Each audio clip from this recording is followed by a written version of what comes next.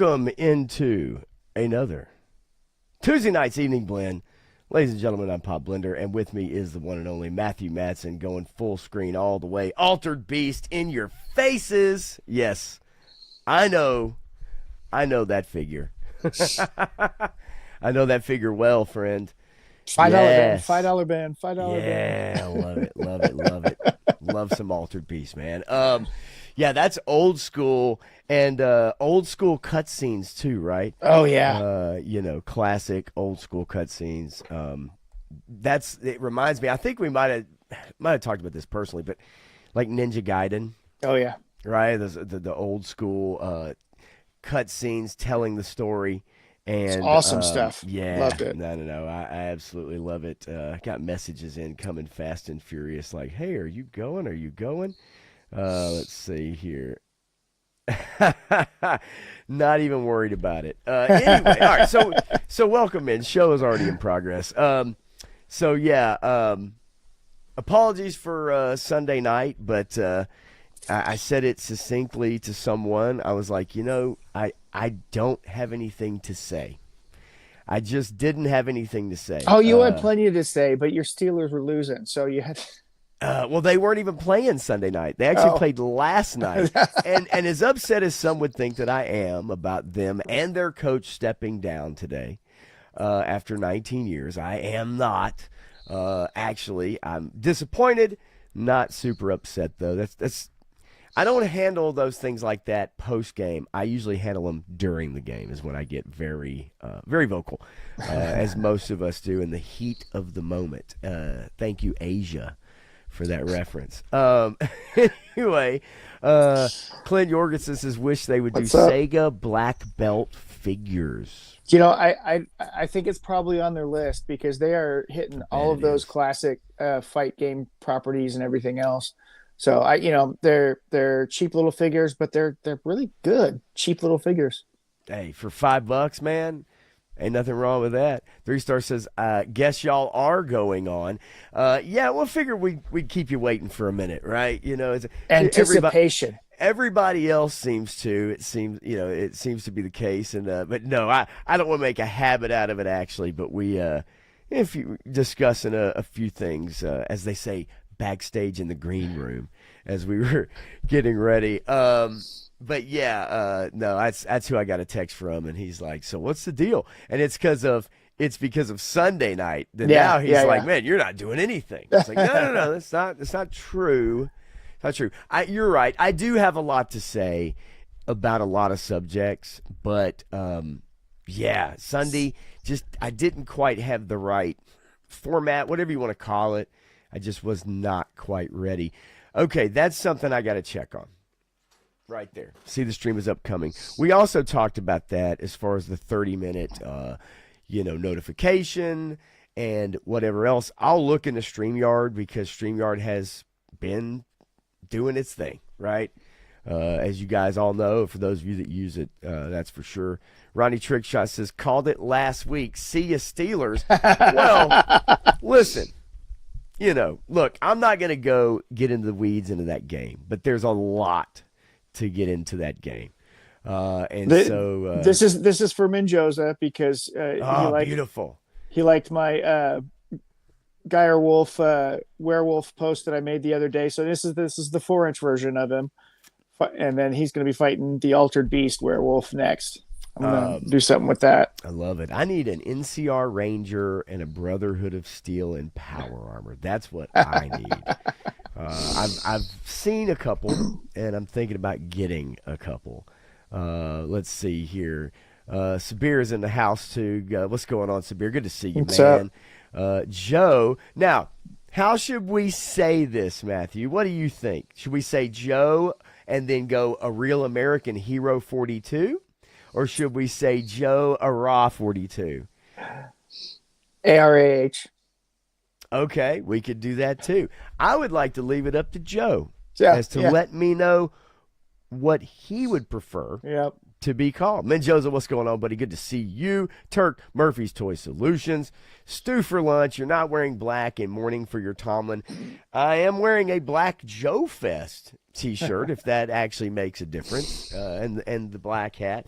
Not mourning. I was Not going to mourning. say. Just disappointed. Just disappointed, man. Fans can be quite fickle, and I have to say that it's sad to go watch a live stream of a post-game presser and then nothing in the chat but fire Tomlin with fire emojis, and it's all capitals, and it's every other text, man. It's like every other chat. It's unbelievable, right? I mean, That's really, funny. truly is.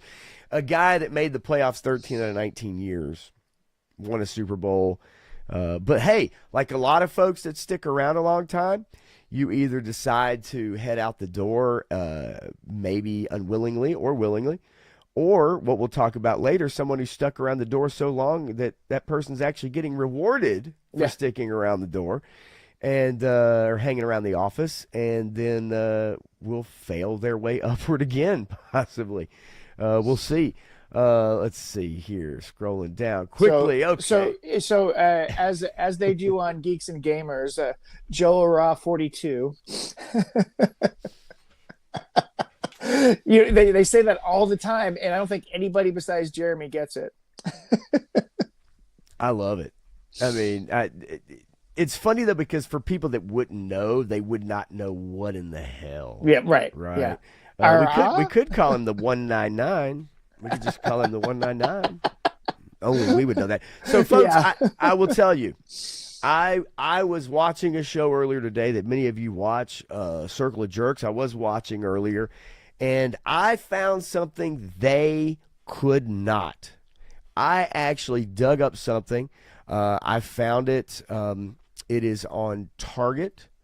Online on Target, and I can't believe I found it. It's not on sale.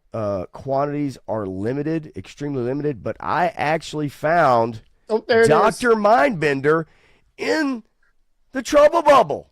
Look at that. Accessories and all. Yes, I found Dr. Mindbender in a Trouble Bubble, folks. So head to your local Target, jump online, and see if you can locate him.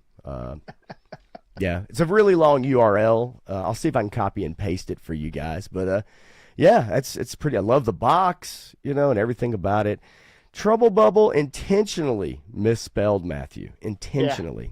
Yeah. No. But anyway, if you know, you know. Okay. I couldn't help myself. But anyway, so yeah, go out and go to your local. It's already. Yeah, let's see here. He'll be here soon, I hope. Crunch Master Bender dude has abs for days, right? I mean, if you're going to wear an outfit like that, you better. Yeah, but no nipples. No nipples. They're covered. They're covered up. He's got pasties. He's got the ones that are way out to the sides, right? Like they're almost on the side, like on the ribs. Like that's where those nips are, baby. That's. I couldn't help myself though. I thought when I heard that comment earlier, I was like, let me see what I can find, and then here we are.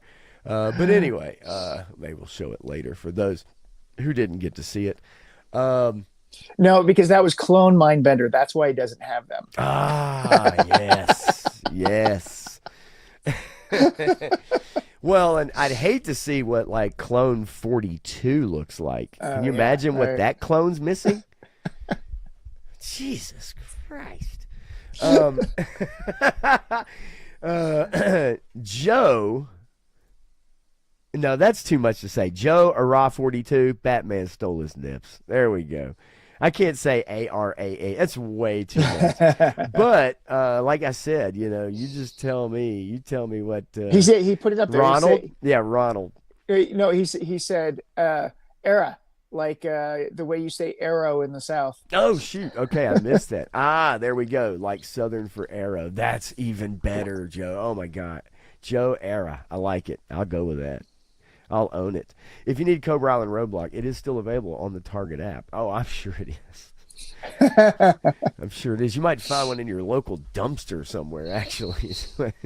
No, you know what? Everybody took those and made custom Mr. T figures. I could firmly believe that, actually. I could firmly believe that. Look, some people really love that figure. Whatever. Whatever, yeah. It's not one of my faves, but at the same time, If you dig that version, man, it's all good. I like the Cobra Island version of that weapon to use against my aliens. Okay. All right.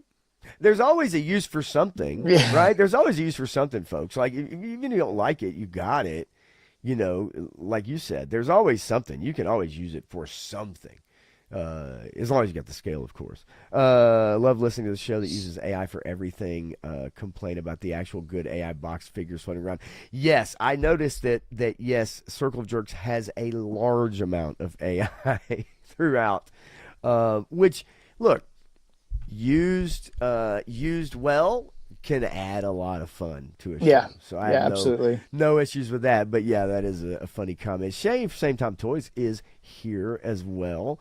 And Todd C is in the house. Am I angry? I'm disappointed, like I said earlier, but I am going to take it out on Filoni. We're also going to take it out on some. You missed a lyric line right stuff. there, dude. You missed it. Am I angry? Yes, I am. From the Metallic. Anyway, it was a lyric line. Which song? Am I tarded? What song was it? Was it that easy and I just blew it like my ex-girlfriend? Jesus, what's wrong with me? I'm losing it, y'all. You blew your ex-girlfriend? Wait a second. Hold on. Well, I went to the Philippines once. Wait, what? Hang on a second. What? Oh, it's already off the rails. Of course it is. And I feel my voice, too. It's in that fluctuation. We might hit a switch here in a little bit, Matthew, and you might be carrying all the work. Yes, so I do have some shows, slow it down. Some shows we got a lot of news. There's quite a few stories. The Golden Globes happened. I know everybody out there really, truly was excited for the Golden Globes. Totally excited. Who won everything? Not really. I was not excited, but there are a few bits and bobs from that show to take from it to maybe give to y'all a little bit. G.I. Jetman, what's going on, buddy? Yes, it is what it is. Steelers, everybody. We'll get it out of the way, right? It's all good. It's all good.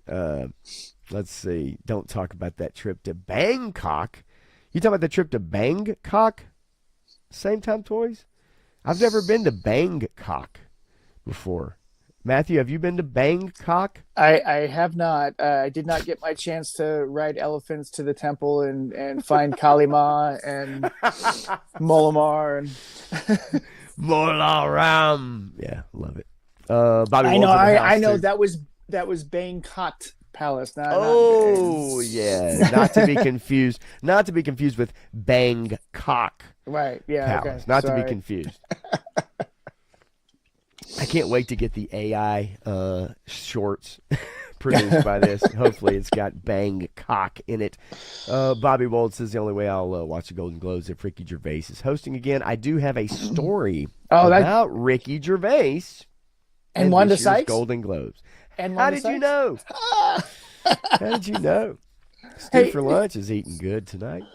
And I think it's funny that in another award show, out of the 6 candidates that were up for nomination for an acting award, the dog won.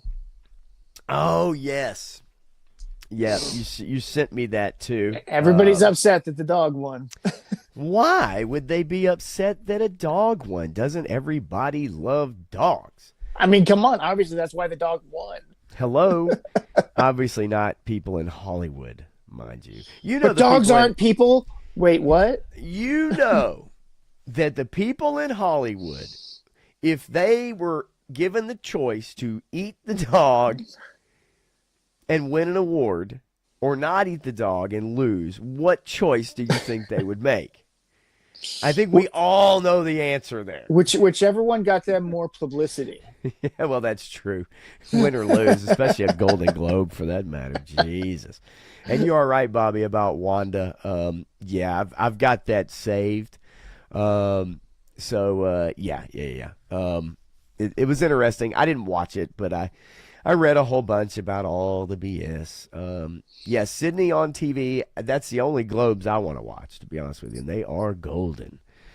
And then Giraffe. Hello, Giraffe. Hello. Hello. Giraffe. That's kind of how I want to say it. Yeah, you kind of have to, right? I mean, you kind of do. And yeah, Nikki Glaser, she's a looker too, and she's funny. She's funny.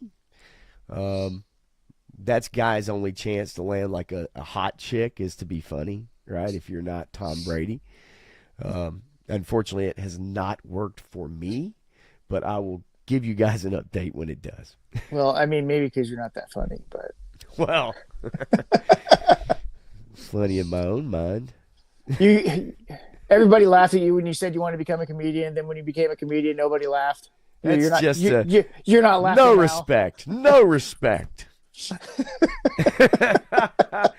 It's pretty much true, though, isn't it? It's quite sad. It's quite sad, I tell you. Okay. So, welcome in. We'll quickly go over the numbers, shall we, just to lead off the top of the show. But we shan't spend much time on the numbers because, really, there's not a lot nothing coming really till March. talk about. There's nothing coming till March. Luckily, 2026 does have a fun release schedule. Now, whether that's going to be great or not, we don't know yet. But at least there's some stuff coming out that people can look forward to. Yeah. Still these holdovers, like Avatar, still there. The Housemaid actually doing pretty well for Lionsgate. Sydney Sweeney and Amanda Seyfried. Primate, a little surprise there. A horrible movie from every account I've read. Yeah. Primate is true filler for Paramount. Greenland 2, The Migration.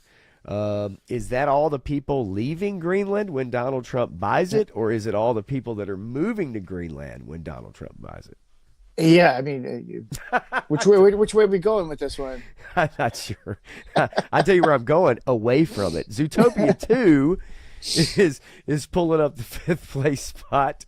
Neil Diamond's song Sung Blue. My Anaconda Don't Want None Unless You've Got Buns Hun at number 7. I have no desire to see Anaconda. If there's anybody in the chat that has a desire to see Anaconda, please let me know. Did you see the original though, or did you see the Ice Cube Anaconda movie years ago? No. I don't believe that I've ever seen a movie with Ice Cube in it. That's not true. That's not true. That's not true. I was about to say. Friday, anybody? Yeah. I know I've seen Friday. Okay. Well, the first one was goofy enough. It was, but I like the first one. Probably done better than this. Although 54 million domestic, I get. I mean, look, if they spent like 15 million bucks on it, then it's doing okay. Yeah. SpongeBob. We talked about that last week. Not the cultural touchstone that it used to be. Oh, for sure. But, it doesn't look like it's doing all that great. David hanging in there strong, man. David is in there. It's chugging along. They keep expanding it, adding theaters. It's a real small, modest kind of growth pattern that it's had, but it's been growing. And people really, really like it. My daughter loves the soundtrack from it. She keeps wanting to sing songs from that movie. So, it's sticking with people. Well, it seems to have struck a chord, with people that are really looking for that. And it being animated obviously is a good thing. Is this thing on is kind of a rom comedy, rom-com about stand-up comic. It's what didn't we have like Punchline years ago, right? Yeah. Punchline, was that Tom Hanks? Is that Tom Hanks back in the day? I don't remember. So. Who gives a damn? Is this a joke? Is this a joke? Let's see if I can. I brought a pic to the girl that does my hair, and she said, "Honey, we ain't got that kind of time, and we weren't supposed to drink on the job. Guess I better bring the jokes." Okay, well, not sure, not really sure. Maybe that didn't go over so well. I don't even know. I don't even know what the fucking punchline was. Damn it!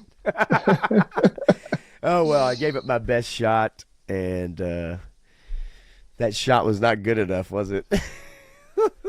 Okay, so we got a few things coming up, man. Let's take a look. Let's take a look at a couple trailers, shall we? You know, look at a couple trailers just to kick things off. All right, coming attractions. How about One Piece Season 2? All right. Who in the chat saw One Piece Season 1, actually? I actually enjoyed what I saw, which was the first 4 episodes, I think. First 4 episodes. Didn't drop off for any particular reason. It wasn't because I didn't like it. I actually really liked what I saw. I don't know a lot about One Piece. I know there's like, what, 1,200 episodes of the anime? Yep. Yeah, I think it's the longest running anime ever, and manga series. If not, it's really close. And they're just now, the writer saying, I'm going to finish up the story. I'm going to, end the story in the next 4 years or so. So the anime, the manga will be coming to an end, and the TV series will never run that long. But the first season was good. I really enjoyed the whole thing.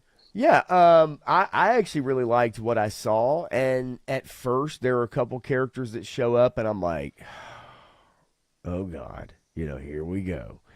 One of them being a pirate captain, but it actually was really funny. Yeah. And it was done really well, and so it actually was pretty good. And I suggest watching for anybody. Watch the first season, even if you know nothing about it. And just enjoy the ride. Yeah. Before we watch it, 3 stars says, all I know about One Piece is that I'm about to start investing in the cards. That they must be high in value, I'm guessing. Let's just say if you start investing in the cards, make sure you're armed when you go get them, because these card people are crazy. Oh, sure. Yeah, actually, you're right. It's I mean, any of those, man. I've seen videos of people fighting over them. Oh yeah, right. I mean, just going nuts over this stuff. So let's take a look. Let's take a look at the trailer for season 2. It's about 1:49. We can kind of skip through it if you want to. I get copyrighted every stream, so this would be no surprise. But we'll take a look. Let me know if it's loud enough for you. First they were merely a rumor, a dark whisper. Yeah, I mean, I'm enjoying this. The way that they're setting everything up. This obviously just a trailer, but knowing what they did last season. Okay. I will say that the special effects were far better than the Fantastic Four. Oh, yeah. If you're doing like stretching animation, stretching CGI, far better. Oh, yeah. Far better than what they did with Fantastic Four. Far more creative. Yeah. And also, too, I love the color palette of this show. Yeah. It's bright, it's fun, it's definitely wears its I guess it on the sleeve, so to speak, if you understand what I'm saying. It's like it's all there, but it's like, hey, this is going to be a bright, colorful show. It's going to be goofy. Yep. But also some good messaging in there too. Find the One Piece. My friends. Together. There's nothing we can't take on. I think the guy that the lead role is really good. Oh yeah. I just wonder how long he can play the character. Well, that's true. Think you're unstoppable, but your friends. I mean, it's a goofy premise, but it is fun, man. It is fun. And that's what we go to entertainment for, is to have fun.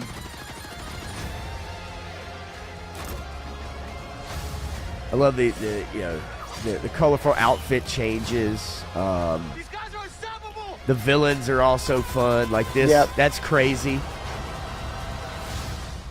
What was that at? Yeah.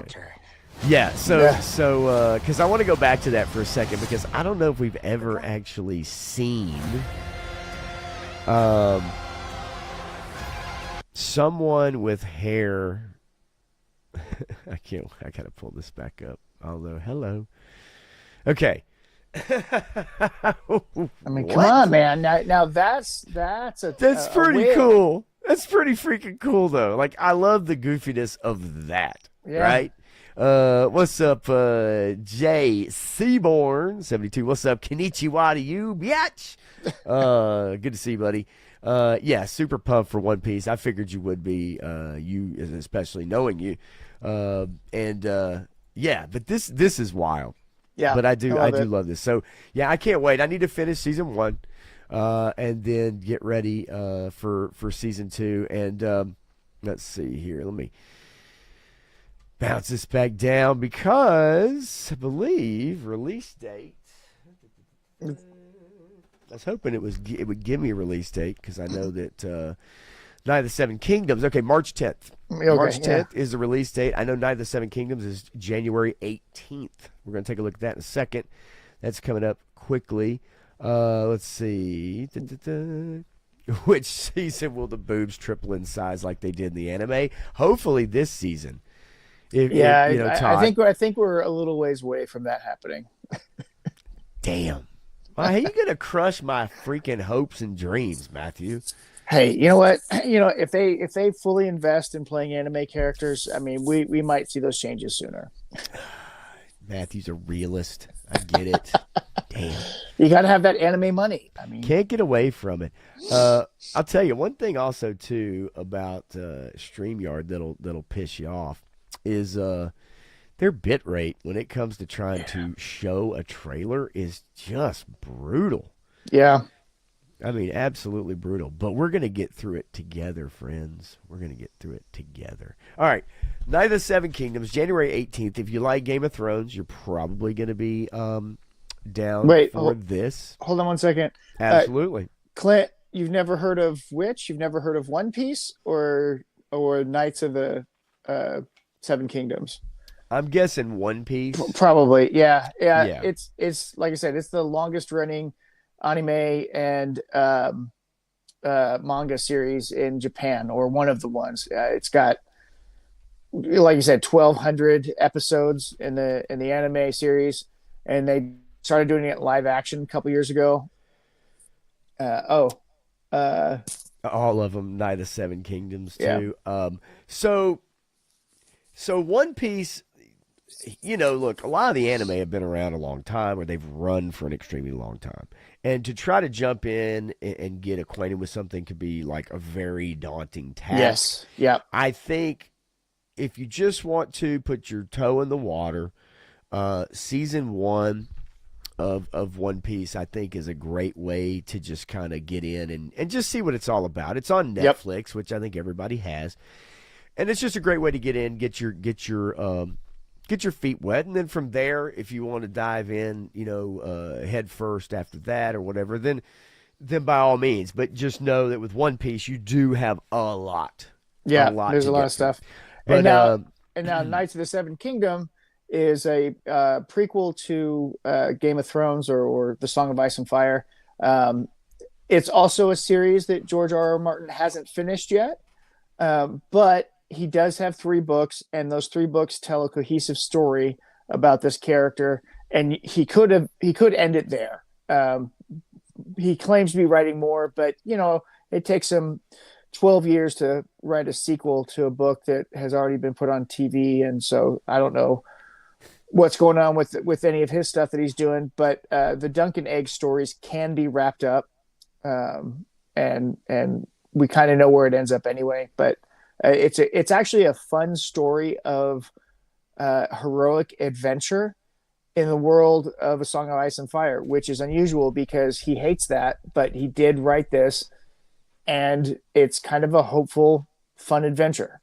So yeah, look, I'll be honest too. So this is coming from someone who's not that familiar with all of R.R. Martin's works, okay? And I know a little bit about this story coming up. We'll take a look at another trailer here. So I'm like most people. Like, I watched Game of Thrones, didn't read the books. I agree. The last 2 in particular, were ass. I think that the first 4 were amazing. And then from there, I think it started its decline. So I'm the same way as everybody else. I feel the same way. However, and I don't think this is going to be disappointing 3-star, because this is something that they can wrap up, like Matthew said, and it's something they can concisely make and finish the story. It doesn't has have an ending. It doesn't have the big budgets that House of the Dragon does, and House of the Dragon kind of got screwed over by its need for the big budget. Yes. So. Yeah. And look, I can't wait for House of the Dragon, right?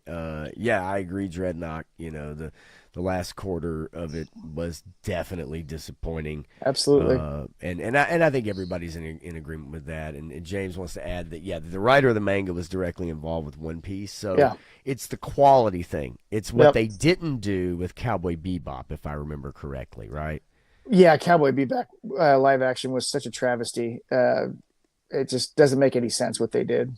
Yeah, it's Cowboy Bebop was a joke, and I watched like the first couple episodes of it, and I was like, man, I am out on this. And it was also something I didn't know a lot about, but I love Cowboy Bebop. Willing to give it a try. Go watch the anime, man. It's awesome. Yeah, no, and I do know that it is. And Kevin Davis says HBO TV slate this year isn't strong at all. What's up, Kevin? Good to see you.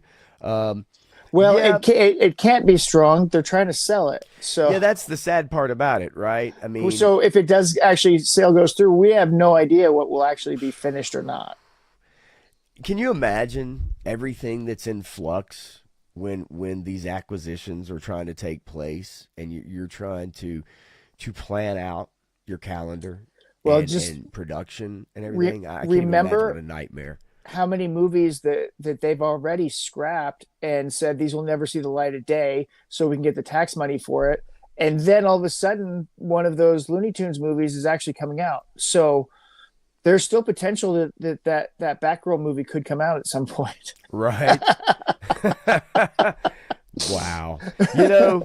I heard that thing got burned up, right? It got deleted, burned that's what they were supposed to do with it, but I believe that somebody's got it on a hard drive somewhere. I'm sure. I would love to see Batgirl. Yeah, no kidding. I would love to see Batgirl. G.I. Jetman, I think most rational people prefer J.R.R. Tolkien, because J.R.R. Tolkien finished his stories. Mm-hmm.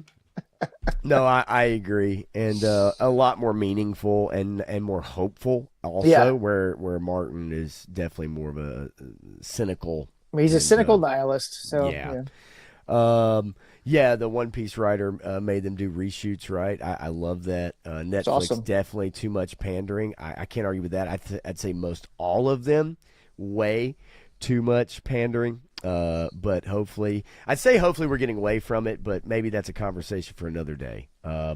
Is that we thought the culture war was turning. We felt like maybe there was some victory, but we've seen that it's just more subterfuge and trying to hide it better, I guess. But it's kind of hard to hide when I'm watching Fallout Season 2 and I see this person with a mustache. It's like, wait, what? If you watch Fallout Season 2, you know what I'm talking about. I'm an easy candidate for being a weeb. Well, you know that, James. James, I mean, you don't know me very well, but I've been to Japan so many times, and I have a massive collection of Japanese artifacts. So, I mean, and I say artifacts because they're not just like souvenir things; they're artifacts.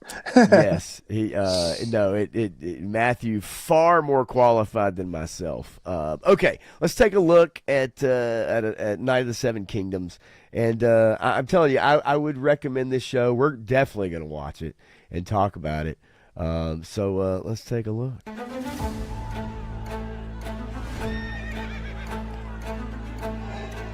What's your name? Sir Duncan the Tall. Never heard of him. You know every knight in the Seven Kingdoms, then? The good ones. Sir Erland raised me to be a true knight. Not with sword or lance, but with honor. So, Sir Duncan the Tall, how good a knight are you? journey is a contest for knights.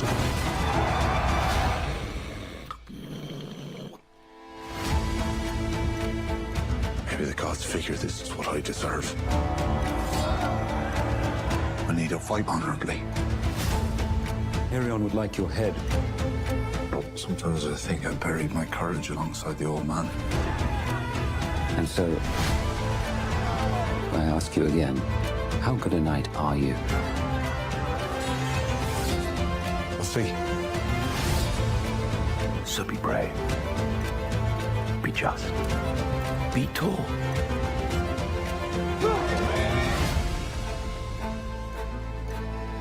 This Sunday, folks. This Sunday. Yeah, this Sunday, and I can't wait. And so there are also, and I'm going to let you kind of take the lead on this for sure, but there also are going to be some Easter eggs. There's going to be some names that if you're a Game of Thrones fan, there's going to be some names that you probably recognize in this. There's going to be some Easter eggs that you probably recognize in this. Look, I like House of the Dragon quite a bit. I don't know. What say you, man?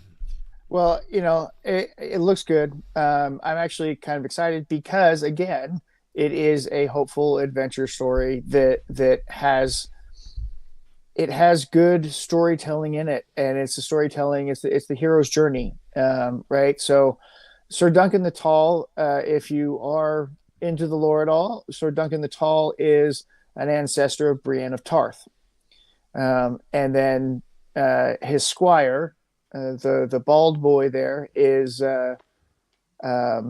last in line of the throne of the Targaryens, and somehow he manages to sit on that throne. And this is kind of his story about how he was raised and why he was so different than all of the other Targaryen kings. Yeah, not as far back as House of the Dragon, a lot closer to Game of Thrones proper. Story-wise, if that helps for some people. I mean, look, I think sometimes a trailer can definitely pull you in, and you're like, man, gotta see that. I don't know how much you can do with this story for a trailer and try to just, draw people in like that. Some of them do it, some of them don't. But I would encourage watching this show, and we'll know. We'll know Sunday, episode 1. We'll get an idea. And we'll know, looking forward or moving forward, if they grab you from the first episode. I mean, that's the one thing I remember about Game of Thrones, man. That first episode, it grabs a hold of you, and it sucks you in, and it introduces you to kind of your factions in a way, and it pulls you in right off the bat. And having not read the books, you need a show to do that, and so it did it. So I'm hoping this is the this is kind of the same, same thing that happens with it. Let's see. War Chest is here. Cynical Nihilist and War Chest will appear. Yeah, well, it's all good. Hey, we all know ourselves better than anyone else, don't we? Hopefully. Maybe. I don't know. Who knows? Okay, let's see here. Avengers Doomsday. We have another teaser. I'll have to cut all these out of the stream when we're done. Another teaser. You guys check it out. See what you think. Does this make you more excited for Doomsday? I know there's one person here for sure that this will grab. Maybe a few others will do this as well. Let's take a look at this teaser.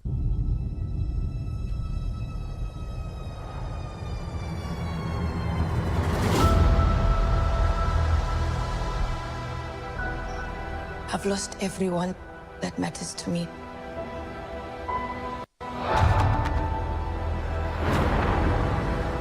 The king has his duties to prepare our people for the afterlife. Namor.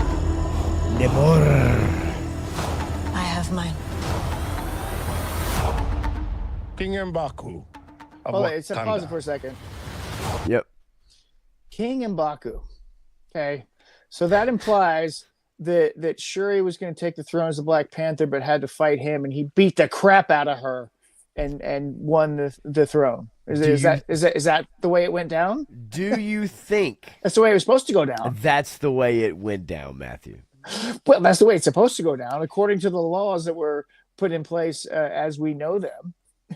My guess is like how the Mandalorian handed the dark saber over to Bo-Katan. I think it was just handed to him, right?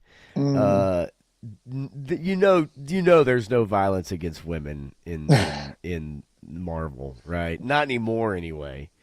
Not only did they not show Scarlett and her Johanssons like they used to, all right, but there's definitely no male on female violence anymore. So no, the answer to that is no. So we won't even know, dude. They're not going to tell us how that went down. They're not even going to allude to it. I guarantee you, they won't even bring it up. If they ever do a real X-Men movie, kind of origin or whatever, I need them to see Rogue kill Marvel Girl, which would be Carol Danvers. Right. She has to kill Carol Danvers to get her powers. But really, she goes into a coma and comes back later, whatever. But her the Rogue character fighting Brie Larson and having all that go down, I think that would be fun to watch. Yeah, no, I'm with you. This teaser, we'll finish it up, and then I'll hit up a couple more comments. This is dumb too. Yancey Street between Broome and Grand. Why don't you just say? Why Ben, would you say that? Why wouldn't you just say Ben Grimm or Ben from New York or something? Yeah, I don't know why you would say that. I think it's goofy. I think it's another attempt for them to inject humor into maybe a scene that doesn't need it. I mean, if he's trying to be humble, he should have just said, "Hey, I'm Ben." You announce yourself as King M'Baku of Wakanda, right? So then, why didn't you just say, "Hey, I'm Ben from the Fantastic Four"? I just hope this movie's not filled with humor. If this is a serious movie, if this is supposed to be serious stakes, and it's supposed to be, setting up the fact that Doom smokes all these Avengers or whatever the fuck, I don't want it to be filled with comedy. Like they've already ruined too many moments in their movies that way. I don't need another. I think the premise is that Doom's trying to kill all their kids. So we'll see. Yeah, COVID mask, says Clint. Come on, Ben, take off the sweater already, right? Now, he doesn't need it. Supposedly, this is where their ship was heading when the Thunderbolts looked up on the computer or whatever, the monitor, and they saw the ship entering. Supposedly, this is where they were headed, was to Wakanda, who obviously now seem to have teamed up with Namor and his people. So there must be some kind of truce or teamed up there with that. Kevin, I hope not. I can't remember if she's actually listed as the Black Panther. I think in the marketing materials, she's not. Yeah, I don't think she has been listed as the Black Panther. Yeah, I don't think so. I believe that T'Challa's son is going to be the Black Panther. Yeah, they've had her just as Shuri, and yet we still haven't gotten the Shuri copter. Where's our Shuri copter, folks? Damn it! Like, give me Shuri flying that bad son of a bitch. She can find one easily at Ollie's or Ross. She got to do just go there. She'll find one. So let's see.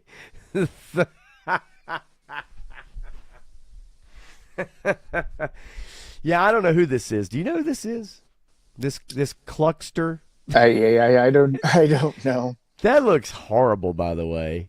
Right? The beak of power. Yeah, that really looks horrible. Whatever this is. I don't know what the fuck this is. It's a plague mask.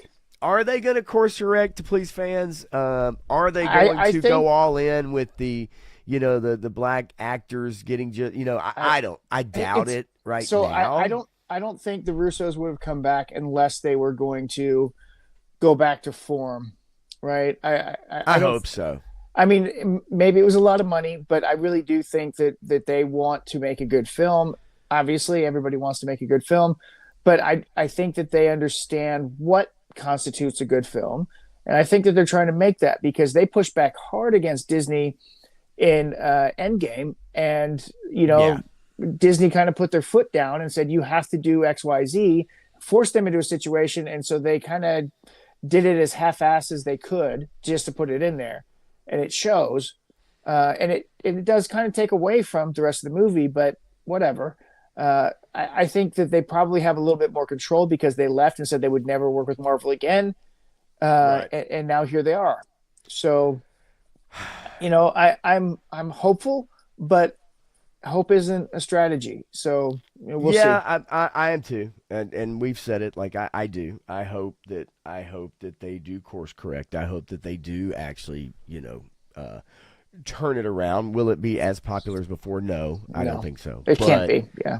I think that's just a moment in time. It happens in pop culture, and it will not regain those heights. But yeah, I want it to be good. We've said it time and again. I do want it to be good. These teaser trailers are not giving me a lot of positive. I'm not crazy about them, but they're fine. They're fine. This is nothing. I don't think it's getting me excited at all. Now, I will say, if that is Namorita, G.I. Jetman, tell me you made that name up. Tell me there's not a character named Namorita. She's going to get real upset because stop it. Sue Storm is going to steal her man. Stop it. Namorita? Am I really? I'm sorry, man. I'm sorry. It's getting dumb. She's probably been a character since the 60s. I'm like, who's this character? I don't know, Namorita? What? No, it's too on the nose. It's way too on the nose. She's the cousin of Namor. I get it. Of course. Yeah, and that's right. Yeah, Gemma says she is Namor's cousin. Of course, I kid because I care. Nolan, what's up, Nolan? Good to see you, buddy. What's up? Yeah, even mediocre writers would be a refreshing change. I can't argue with that. Right. I can't argue with that. Yeah. So that's trailer wise kind of got got us covered for at least for now. And then hopefully as we get later in the year, man, we'll have a lot of trailers to look at as we get into close to summer. Let's say, I mean, for me, the movie season's kicking off with Project Hail Mary. Yes. And then the Super Mario World after that. So those are the ones I'm looking forward to early on. But there's stuff coming out this year that I do want to see. Can't wait. Okay, I found an interesting clip of Mark Hamill. I don't know if you saw this. There's lots of interesting clips of him. Well, this was Mark Hamill, and Mark Hamill was speaking about his regrets with actors that he didn't get a chance to work with. He was kind of in a round table discussion with The Rock. He was let's see, I think it was who was it? The Rock. Was it Chalamet? Maybe there's a few actors here. Let's see. Well, it doesn't matter anyway. So let me bring this up. You guys might have seen this. So this is Mark Hamill reflecting on who he would have liked to have worked with maybe recently. Let's see. Actor who you've never worked with would you most like to work with? And we're going to stipulate it cannot be somebody at this table. Well, in the sequel trilogies, Harrison Ford. Yeah, oh yeah. Because I only had two cameos. In the middle one, I said, aren't we going to have a moment where all three of us get together to raise the roof? It'll only take 30 seconds. Yeah. And JJ said, well, Mark, it's not Luke's story anymore. I said, Star Wars was an Obi-Wan story, but Alec Guinness had a crucial Anyway, nobody listens to me. Which living actor who you've never worked with would you like to work? And Harrison Ford is a great answer. Well, but I mean, he said that you've never worked with before. I know, but I think it's a funny response. It is a funny response to the question. And I love that he is still throwing shade at J.J. Abrams and Rian Johnson for all the crap that they gave him, both of them.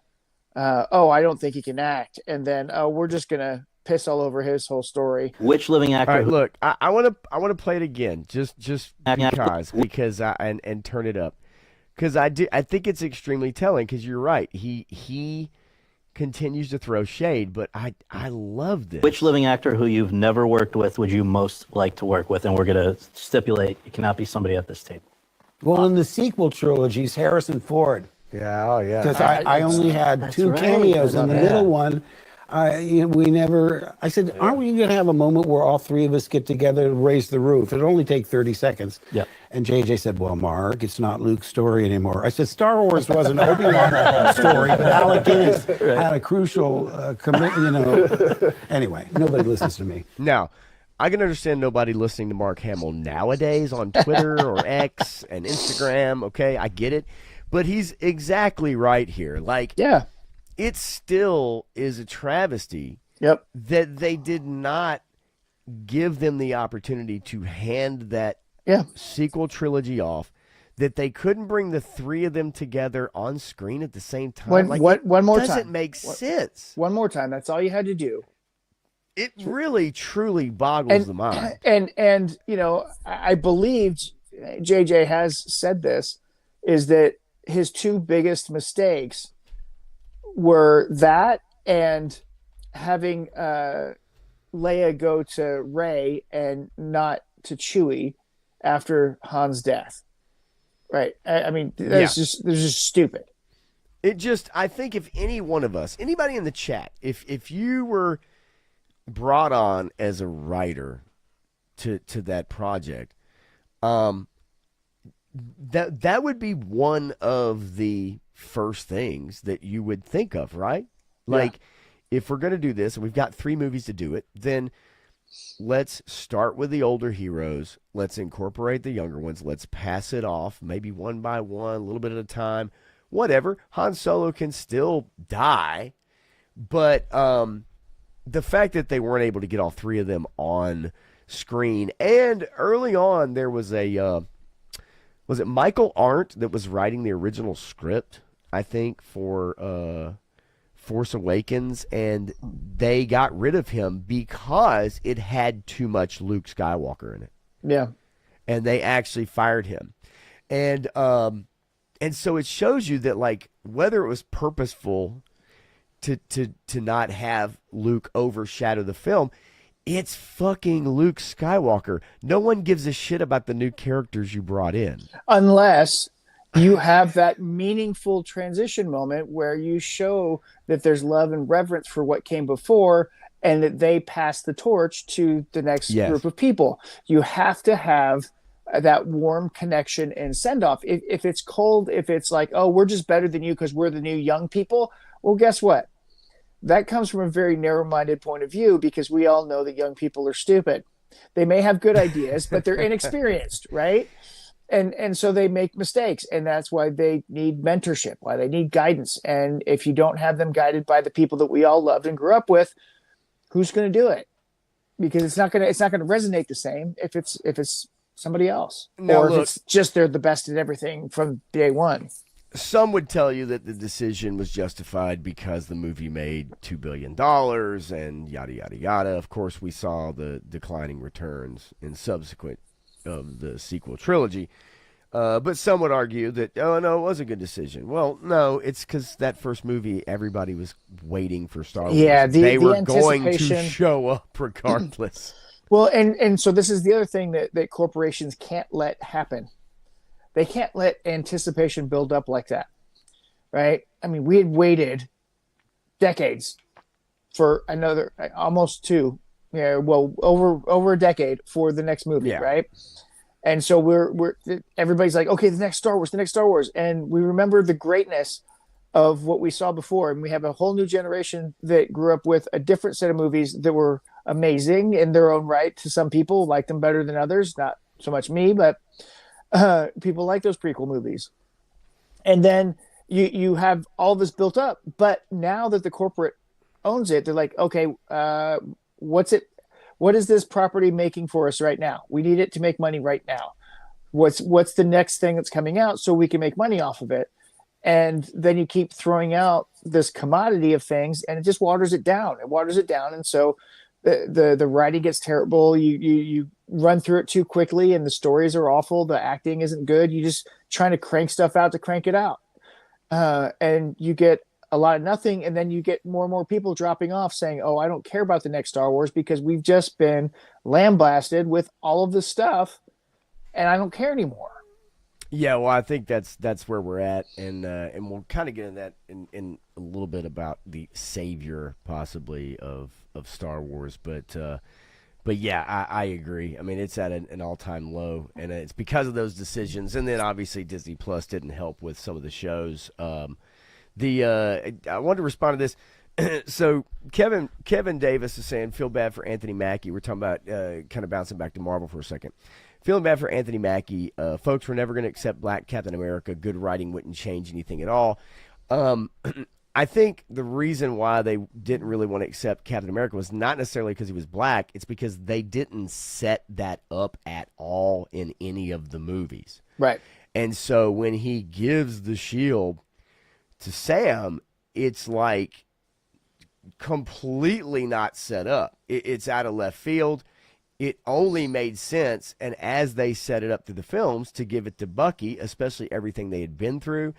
I don't think he looked at Sam as like how he looked at Bucky as a friend and everything that had happened. And so I think it threw people for a huge curveball that they really had a hard time getting over. And then, of course, it didn't help in the Falcon and Winter Soldier show when they made it about race quite a bit. And that just pushed people further away from it at that point. Well, so even with, good writing would help. But I think it was just such an out of left field decision. You're right about the narrative. Narratively speaking, the story dictates that a redemption arc for Bucky Barnes was necessary. And if he becomes Captain America, he can be Captain America differently. Completes the redemption. And you complete the redemption. And in the comic books, nobody liked Falcon Cap. I mean, the comic books didn't sell, right? And the how he became Captain America didn't feel right or sit right with a lot of people. At least Bucky had the serum, right? And then Falcon is Falcon. He's his own character. He's his own man. Very good in that role. I think he played that role excellent. That character was just fine. I wasn't going out of my way being like, hey, I'm a huge Falcon fan. But in that role and what he brought to the table in those films was just fine. I don't think anybody in their right mind watching leading up to Endgame would have been thinking, man, I can't wait for him to give the shield to Sam. It's like you're at least if you're thinking about it, you're thinking it's going to be Bucky. I mean, that's and from comics and lore and everything anyway. I mean for sure. And I think everybody definitely would have accepted Sebastian Stan, but it's only because of what the writers set up. Yeah. Right? That really makes that a real thing. Yeah. It's set up and payoff. I mean, it just is. And when you do something different, it just throws everybody for a loop, and I think that's where your pushback is definitely. Joe Fan 84, what's going on, buddy? Good to see you.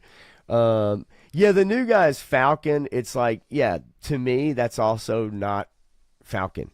I don't look at that guy as Falcon. He is, in my opinion, he's disposable.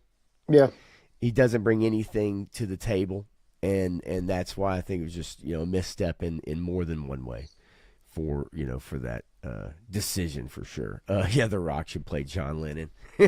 I don't know. I'm a little concerned about The Rock, man. It's, I don't know, man. He's looking pretty rough. Man, he's getting old and he's got to start tapering down on everything. No, you're right. You're right. Speaking of somebody that's looking a little rough, it happens to the best of us. Bob Weir, if you're a Grateful Dead fan, gratefully died at the age of 78 years old. And considering what kind of lifestyle he led, that probably was a hell of a lot longer than he thought. Yeah. Just guessing. I had some people at work, man, some regulars that were pretty broken up about this. Yeah. Pretty broken up. Now I'm not a big Grateful Dead fan. I don't know about you, Matthew, if you know you really like either that style of music or their stuff. Wasn't my bag personally, but I respect it, you know, and I respect the craftsmanship for sure. Oh yeah, yeah. I mean, they've got some great music, and my brother-in-law is a huge fan. Okay. He's got art prints that Jerry Garcia like direct. I mean, not prints, but you know, he actually made these pieces of art that he's got that Jerry Garcia made. He was following the Dead around at one point. So yeah, I can only imagine what the kind of dedication that requires, right? I mean, following them around, holy crap. Let alone the kind of money you need to have. Or I guess you don't, right? There's people that really don't have any money and they somehow are able to survive gig to gig, you know, bartering with the crowd, I guess. Yeah, I don't know. It's interesting, but there were some people that were truly broken up about that. So anyway, I want to pay respects to Bob Weir. I'm sure there are plenty of people out there that definitely big fans. Let's see here. How about Godzilla Minus Zero? Yeah, gets a release date. Woohoo! Cannot wait for this sequel. Yeah, November 6th. Both of us have raved about the first film. I can't wait for this, man. I absolutely love that first movie, and I'm looking forward to this later this year. Yep, I can't wait. It's going to be awesome. You know, the -1 was so good, and I hope that they do just as well with this one. I'm hopeful because the people that make it love it so much. You know, there's that TV series that came out called Monarch, and that's apparently coming back for another season, which I was surprised about. And that was okay. You know, my wife liked it, so we're going to watch that for sure. I kind of want to see where it goes, but Godzilla -1, Godzilla -0 I'm hoping that this trilogy or however many movies they make of it are some of the greatest Godzilla movies that have ever been made. And -1 is definitely on that list for me. Yeah, I definitely looking forward to this. Now, Monarch, you know, it's something for me that, you know, look, I don't know. I didn't find it that enticing, to be honest with you. It wasn't something that I really enjoyed. But I think that storyline for me personally is a big nothing burger. You know what I mean? I mean, and hang on. I have to address this comment. Yeah, okay, no, this Kevin. is this is total bullshit. All right, Kevin, look, seriously, let's stop with the bullshit. Okay, this is patently false. I don't give a fuck if black actors are in the lead or in the background, as long as it's a good story and it's written well. Some of my favorite characters, and look, Kevin, I don't know how old you are, and I don't care, but some of my favorite characters, especially growing up, were black characters and black actors. From Billy D. Williams to Wesley Snipes, right? To many background characters, actually, in several movies. But yeah, no, I mean, patently false. Now, the current Hollywood narrative that somehow America is racist and they don't want black people starring in movies, I think we moved past that a really long time ago. As a matter of fact, I felt like in the 90s in particular, well past that. I mean, who were the biggest stars in the 80s? And then in the 90s, you had more. You had Chris Rock. You had Eddie Murphy in the 80s. I mean, yes, growing up on Saturday Night Live in the 80s, you know, definitely a big fan. and look, I'm not going to qualify by naming off black actors that I like, because I think that's goofy, because the ones that everybody likes are the same ones that I liked. Yep. And who took the lead in the 90s? I mean, it was Denzel Washington. He was leading the pack. Absolutely. Right? And Wesley Snipes was killing it. So I mean, a bad take. And I'll tell you, Ryan Coogler didn't really dismiss anything with any narrative. I think he wrote a decent movie. I don't think it's an amazing movie. I think it's all right. Extremely predictable towards the end, but I thought that it was just fine.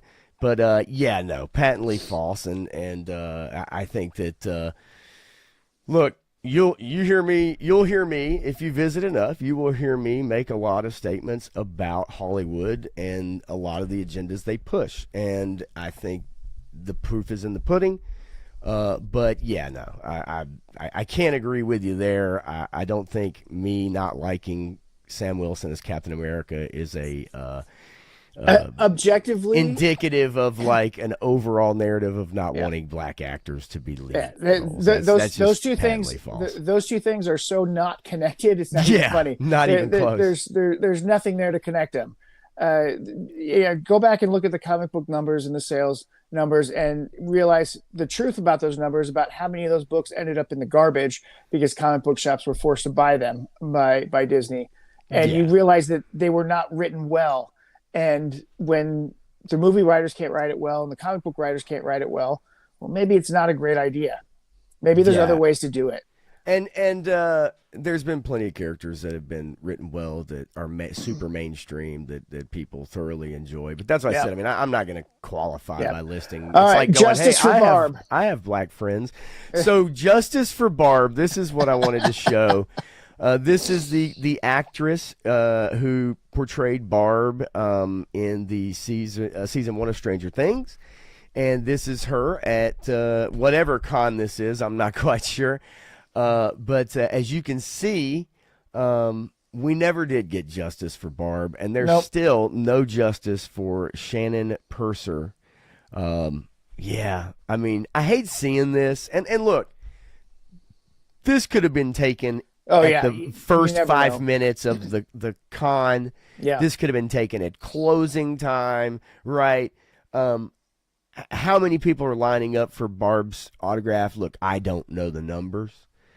I would dare say that since she was a season 1 cast member who really never came back, and to my knowledge, has not done much since that season 1 of the show 10 years ago almost. What did you think about this? Did you see this? I thought it, I thought it was just stupid to even bring up because these conventions are so subjective, and we don't know anything about the time frame of it or anything, right? So there's too many things that we don't know, but it's giving the impression that nobody's coming to see her, and that may be true. I don't know, but at the same time, it doesn't matter. She's out there trying to make a living out of things and put things together. If she still wants to act, well, then she hopefully is out there working the scene to get more jobs. But you can't always live off the con circuit.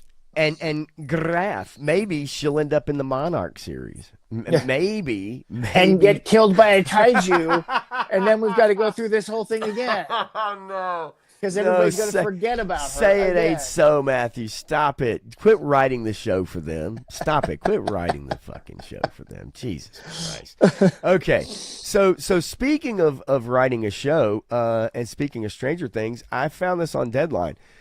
Duffer Brothers started filming Stranger Things' final episode without a finished script. We don't even fully know what's going on. That is a quote from the Duffer Brothers about the final episode. They actually did. The apologists have been coming out hardcore for this season. They're coming up with every excuse that they can think of as to why it wasn't as good, but it was so good, but it wasn't as good as it could have been. It's just a little off.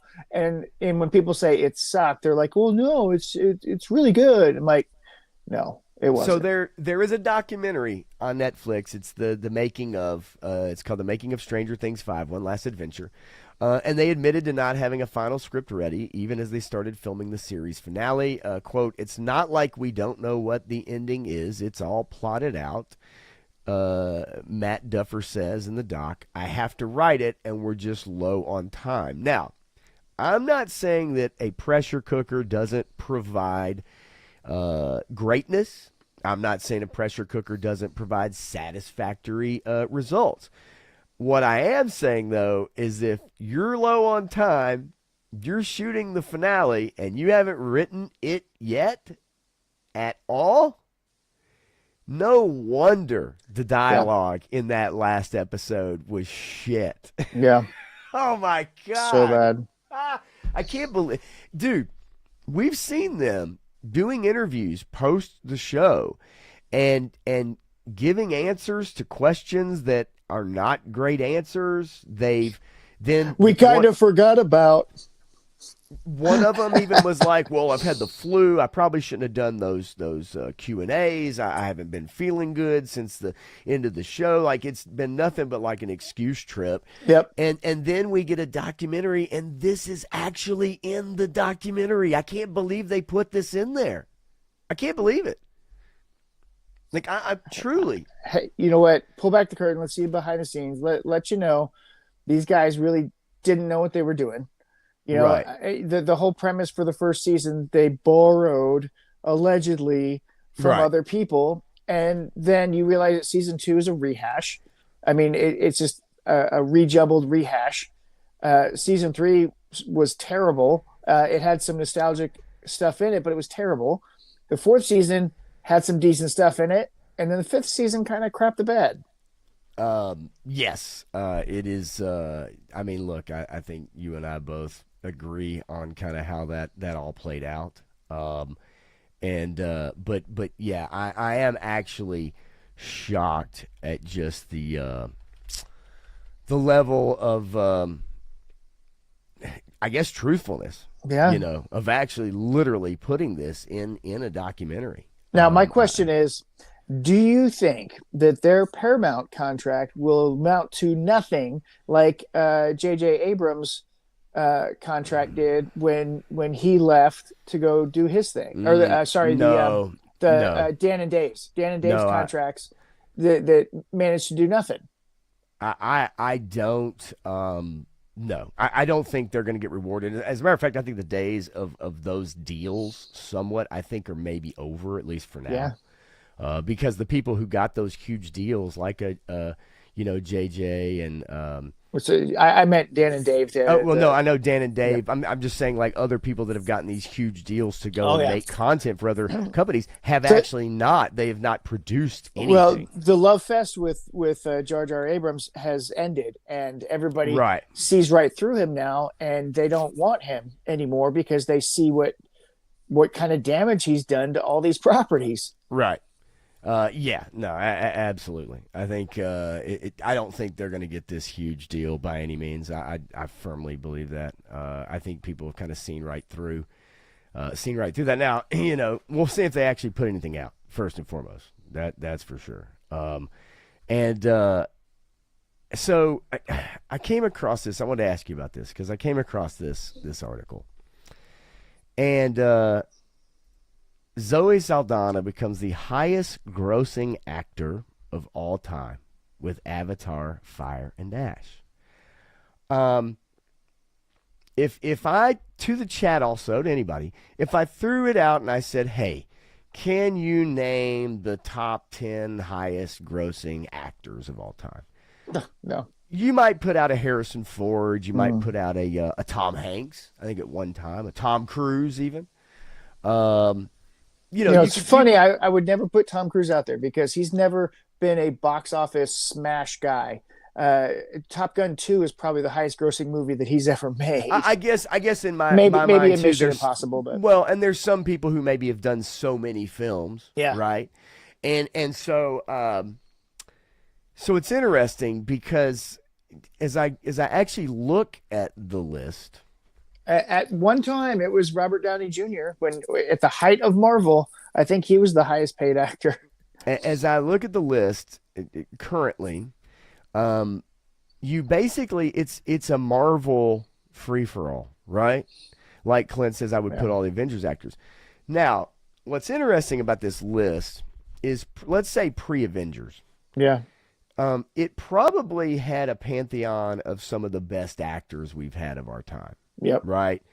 I think this list is really kind of, at this point, not worth anything. Because not only do the cost of movie tickets cost so much more, right? So I think it skews the numbers. I think if we had tickets sold, maybe would be great. But if you look at this list and you want to look at like maybe great actors or very, very good actors, you've got, and look, Scarlett Johansson has done some very good stuff outside, out of Marvel. She's done some good roles. She's a good actress. Samuel Jackson, Robert Downey Jr. I think is a fine actor. Tom Cruise at number 6. And after that, I don't think Dwayne Johnson or Vin Diesel. I don't think Chris Hemsworth or Chris Pratt. I don't think Chris Evans. And I damn sure don't think Zoe Saldana is like any amazing or fine actor. And so this list is crazy to me when I look at it. And I haven't looked at this in a long time. And then look at the number of films. Right. Sam Jackson, 70. Holy shit. That man would take any job, period, at all. If they're going to pay him, he was going to do it. Yeah, that's for sure. He didn't care what it was. He was going to get out there and he wanted to make money. And so he built up his reputation as the working machine of Hollywood. He would do whatever. Right. And that reputation did really well for him. Obviously, he's talented. And then, bam, he's on this list making a lot of money, making, highest grossing movies. Obviously, you're looking at Avengers type of stuff, but yeah, he just loves to work. I love it. It is pretty fascinating because also when I think of Zoe Saldana, I think Avatar basically, right? It's that's it. I mean, don't get me wrong, she's done 33 films, and we know that some of those Guardians have of the also, Galaxy, Star Trek. So there, there's been some successful stuff in there, right? But yeah, I just, in my mind, she's nowhere near in my mind thinking, oh yeah, she would definitely be on this list. If I didn't come across that headline, I would have never have even considered putting her on the list of top grossing actors. But it's fascinating. And yeah, and then again, good luck finding 3 people in your life that you know who have seen Avatar on top of that. Yeah, if you look at the averages though, that's interesting. That's actually quite interesting. If you want to go highest to lowest, Chris Pratt. Yeah, I mean that's man. Yeah. I agree with you there, Graf. AI definitely. Well, they'll sign over their likenesses, and then at that point, it doesn't matter. They'll probably still get credit for that. As far as Stranger Things, those last few episodes got so boring that even the Demogorgons checked out. That's a great one, Bobby. That's a great one, Bobby. That's good stuff. That's a good one. And so very true. Look, we tore it apart. I have no problems with my feelings on Stranger Things and actually tearing that finale a new ass. I have no problem with that at all. I thought it was pretty shitty. I don't want to go over it this week.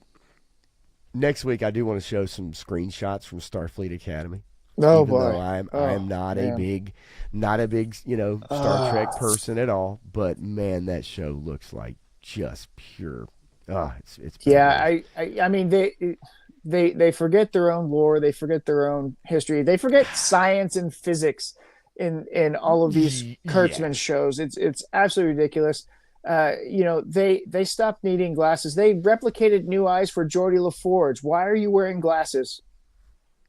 Oh, it's no. Why are you in a wheelchair? We have cybernetic technology that can stimulate your spine to make you walk. We can regrow the spinal column and put it back in you.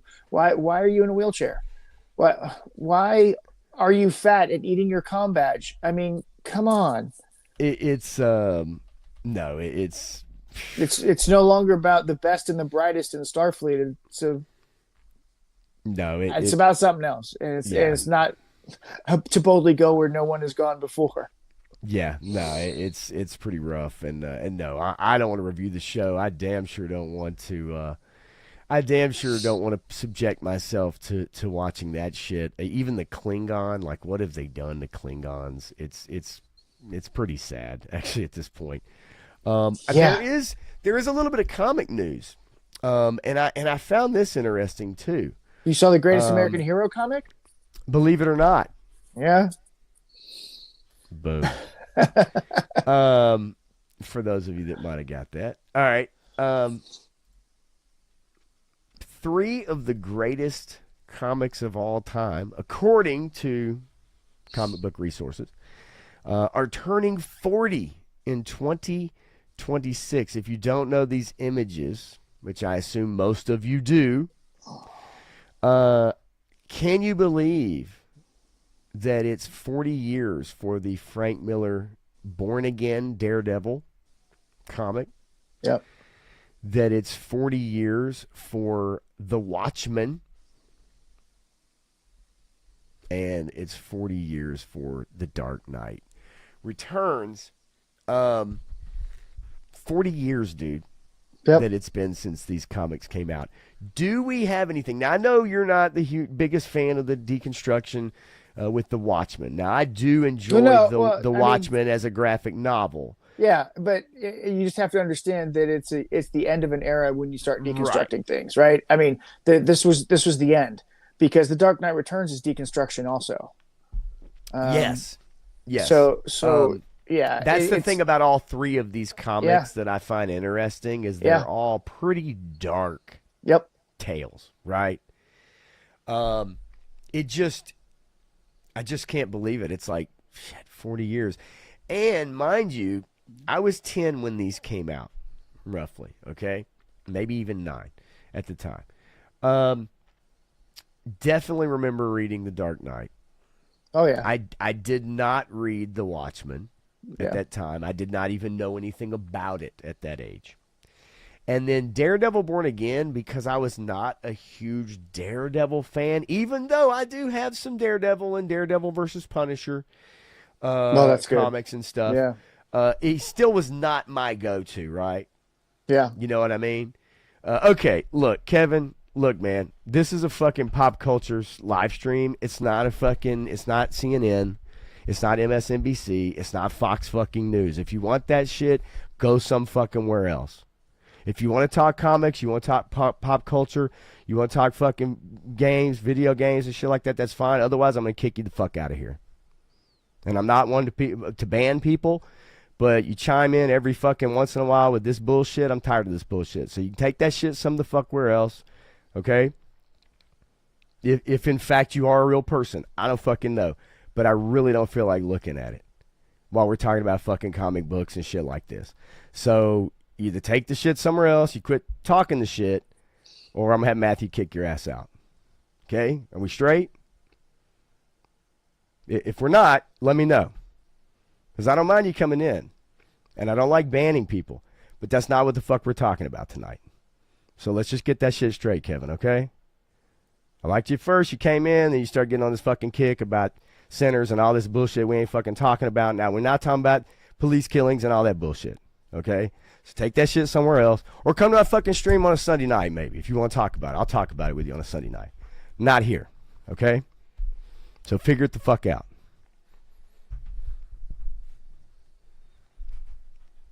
Born Again is an amazing series, and if you haven't read it, it's definitely worth reading. It's a great Daredevil storyline, obviously, because it's been around for so long. But yeah, all 3 of these are very dark and kind of at the peak, or probably the actual peak of the comic book industry as a whole, because it's kind of been downhill since. Yes, there have been great storylines, there have been awesome story arcs and tales that were told. The Boys being another one that obviously extremely popular and a great comic. The show kind of went off the rails. Well, but so the Boys and another one called Powers were about the same time as well. Powers came out before The Boys, and that was about deconstructing superheroes and a detective who was a superhero lost his powers and had to go solve crimes in the superhero division. Right. And then The Boys coming out, and that's its own thing. You also had Preacher around in the 90s there. And this was all deconstruction of all different kinds of genre. And it really was kind of like, this is the peak, and then everything else is downhill. Well, you have your innovators, you kind of have your front runners who do it well. Yeah. And then when everything becomes a copycat, right? It happens with music, it happens with movies and television, right? Whatever's hot. And that kind of storytelling was the new rage, right? And The Watchmen, it's like, oh my gosh, but yeah, I think once you start to copycat that, then it's diminished returns. And obviously not all writers are quality. Not all writers are as good as Frank Miller, right? Right. So yeah, I think that these three are absolutely fantastic. Unfortunately, the show could not capture how well the comic was. And I get it. They have to change some stuff. They have to kind of, you can't adapt it as a 1-for-1. That's rare that happens. But definitely 3 comics, man, 40 years old. Hard to believe. Yeah, Clint, I was definitely reading comics, but I was not so much on those. Those were a little aged up for my at 9 years old for me. Now, right. I don't think my mom would have had a problem. She would drop me off at the comic book shop, and I'd sit in there for an hour and a half, 2 hours. She'd come back and pick me up. And she would not have checked my bag, to see what I got. Right. But I just don't think my mind at that time understood I was into G.I. Joe heavily. Right. At that time as a comic, and Wolverine, X-Men, stuff like that. Yep, me too. And then one more comic. God, I hate when they just flood you with ads, dude. You gonna read this? The new Punisher, Punisher Returns, exclusive preview of Punisher #1. This is AIPT, which I found this site for comics, but this is out, I believe, February, if I'm not mistaken. Let's see. Yeah. Benjamin Percy, February 25th is when this Punisher comes out. I've heard good and bad things between the new Punisher. Yep. Are you even interested? You're gonna have to push real hard for me to read a Marvel comic book these days. Okay. I'm sticking to Titan Comics and Skybound, and honestly, that's close to it. I mean, I pick up a couple DC books for my wife, but I'm pretty much done paying attention to anything that they're doing in the comic books. And I get that. I did pick up the first issue. I think that kind of it's a miniseries somewhat that leads into this, if I'm not mistaken. It was okay, but it did nothing for me, honestly. It really didn't, and I don't think I'll be reading it, even though he was and is one of my favorite characters. But I've also never been big on the Punisher comic book as a whole. Now, when he crosses over with somebody, those get interesting. I do kind of like the Punisher Spider-Man conflict type of thing. Yeah. And then there were some Avenger stories where Punisher's, trying to pick a side, Civil War type of stuff that was interesting. Right. But, and there were some good lines in there. And Larry Hama actually, either he wrote it first or he borrowed it. I don't remember exactly the timeline of when it happened, but I know Larry Hama wrote this line in a comic book, in a G.I. Joe comic book, that was later, I believe it was later used in a Punisher book, and then later in the Punisher movie, one of the Punisher movies. I think it was the Jane Thomas Punisher. To me, through the years, I went back and kind of flipped through a long box, and the different iterations, the different artwork, the different styles, and they tried to get away from the guns and kind of that violent aspect, and they want to reinvent him as kind of more of a ninja sword-toting person. That I think is a big mistake. I get it, but at the time there was a specific reason why they were doing that. So I'm good with bringing back this version. I mean, this is A-okay with me. But if the story's not that great, then I'm not in. And it didn't grab me from the first one that I saw anyway. So like I said, the comic books I follow writers, I follow artists, and I know the way they like to do things, and so I really do cherry pick it. Like the Dracula series that I've been picking up is amazing. Conan's been awesome. See, I need to delve more into some of those. Some of the ones that aren't the mainstream or the and his 3-star says here the Energon 17, G.I. Joe 17 drops tomorrow. They delayed it a week. They started releasing that Dreadnought War every 2 weeks. And so last week I was like, oh, well, man, I'll go get it on Thursday, whatever. And then I go and I'm like, hey, what's in my hold box? And they're nothing. No, nothing. And I'm like, okay. So I didn't ask why. They wouldn't know in the first place. I was kind of surprised. I thought, well, you know what? It'll be out when it's out. I don't have to rush to get it to finish that storyline. I'll get it when I get it. It's whatever. But it's been good. It's been good so far. I'm enjoying it. Transformers, I'm enjoying. So have you read the Hamill continuation? Yeah, I'm reading all of it. Have you liked that? I mean, yeah, the actual Energon stuff is better because, I mean, I like Larry Hamill just fine. Most of his stuff is good. It just ebbs and flows, and sometimes it's better than others. And it's just it's a tough book to write right now with Snake Eyes talking, and you have 2-3 Snake Eyes right now. Yeah. So you've got the clone of Snake Eyes, you've got Sean Collins, and then you've got Don Moreno. So you've got 3 Snake Eyes running around. There's plenty to choose from if you're a Snake Eyes fan. And in the Energon universe, we have not seen Snake Eyes yet.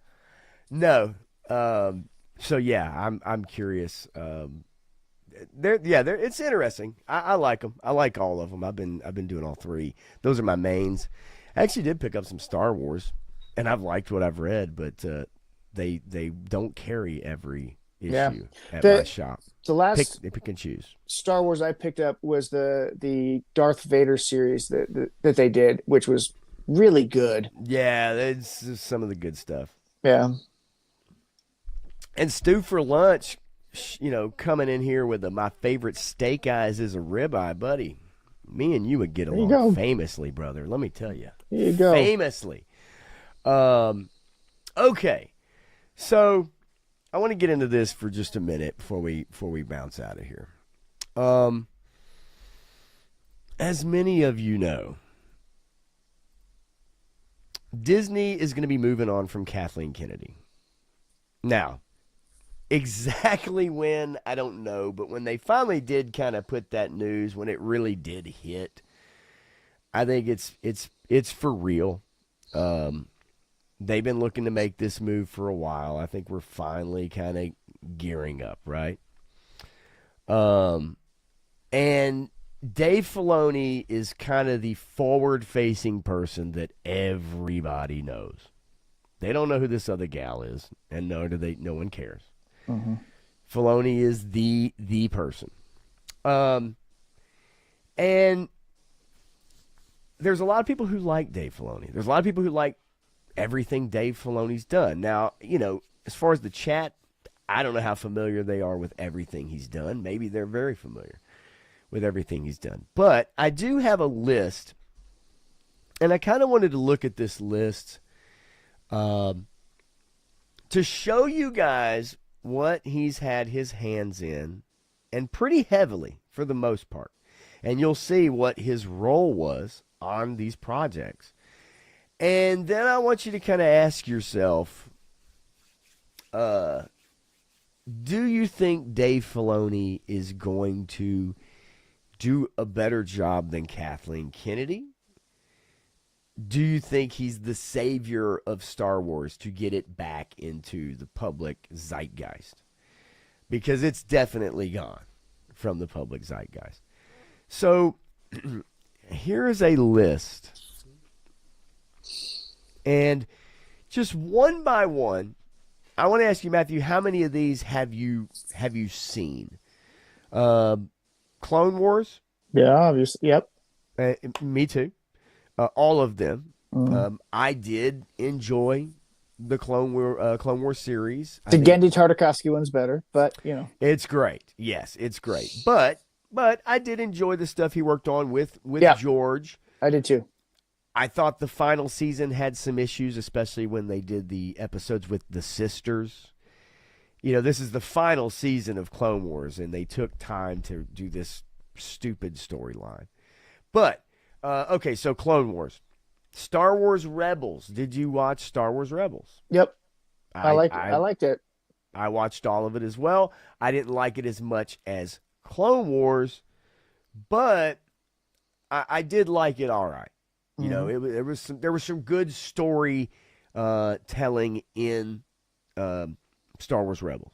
Okay, now I'm gonna guess you didn't watch Forces of Destiny. That's more geared towards girls and younger people. Yeah, no, I might have seen a piece of it, but no, not really. Yeah, it's probably not your bag, to be honest with you. It really is more geared towards girls, and I mean that in a very heavy way. Like, it's not, this could be. No, it's obviously apparent that's where they were going. Yeah. Star Wars Resistance. Now, that was geared towards younger people, but did you watch Star Wars Resistance? Yeah, it was terrible. Yeah. I did not finish all of it. I didn't either. What I saw was pretty bad. Yeah. Pretty bad. So far, not a bad track record, right? Like, up to, 2020, let's say, 2019, 2020. And this is where things kind of get really interesting. And as Bobby Wold says, 4 years ago, I would have cheered him on, but after seeing Book of Boba Fett and Kenobi, I lost complete faith in him. Yeah. That's a good Stu, bet. Yeah, Stu says, savior, no, but makes, more fun shows, more fun shows, hopefully, or movies rather than shows. I take that back. Yeah. Okay. So this is where we get into where things really kind of start to fall off the rails here. The Mandalorian started out strong, right?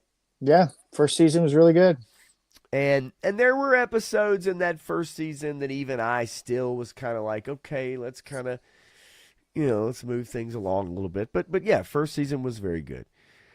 Subsequent seasons of The Mandalorian, you really started to see the cracks probably maybe midway through the second season, maybe the first couple episodes, I guess. There's a lot to like about the second season, but yeah, no, it wasn't as strong as the first one, but everybody remembers the ending, and everybody loved the ending because they thought it meant something other than what it did. We all were hopeful back then. We all were sweet summer children, weren't we? Mm-hmm. Yep. Like, we all were like, oh, wow, they're going to start incorporating Luke. They're going to start, they're going to make a show with Luke and Baby Yoda / Grogu. Yep. And I will tell you, if you guys don't know, Jon Favreau was solely responsible for that decision, and he hid it from everybody he could hide it from until it was done. And it pissed Kathleen Kennedy off so much that she ran him off, because you'll see that Jon Favreau's involvement disappeared after season 2. He's kind of loosely there for season 3, but not really. And then he was gone. And pretty obvious, right? Yeah. Like, pretty obvious. If you look at the quality, the writing, pretty obvious that he was not as involved. Yeah. And I, he's a director for hire. He wants to do his thing, and he doesn't want to be that guy or whatever. But I think it was really because of how badly Kathleen Kennedy went after him and tried to burn him down for making that decision that she didn't want. She would not have allowed that to happen had she known about it. I think, I think it was pretty evident as we got further along in that show. Now, season 2 also, we had Cara Dune. which was turning into a fun storyline. Yeah. Turned into something that they were going to make a show about her, Rangers of the New Republic, and she was right. going to feature in that show. And obviously, we know that Disney fired her over some social media bullshit. And they settled a suit with her, but she is not coming back. That's not going to happen. Nope. Much like the secret episode of Stranger Things. The cope is hard. Yes, it is. The cope is very hard.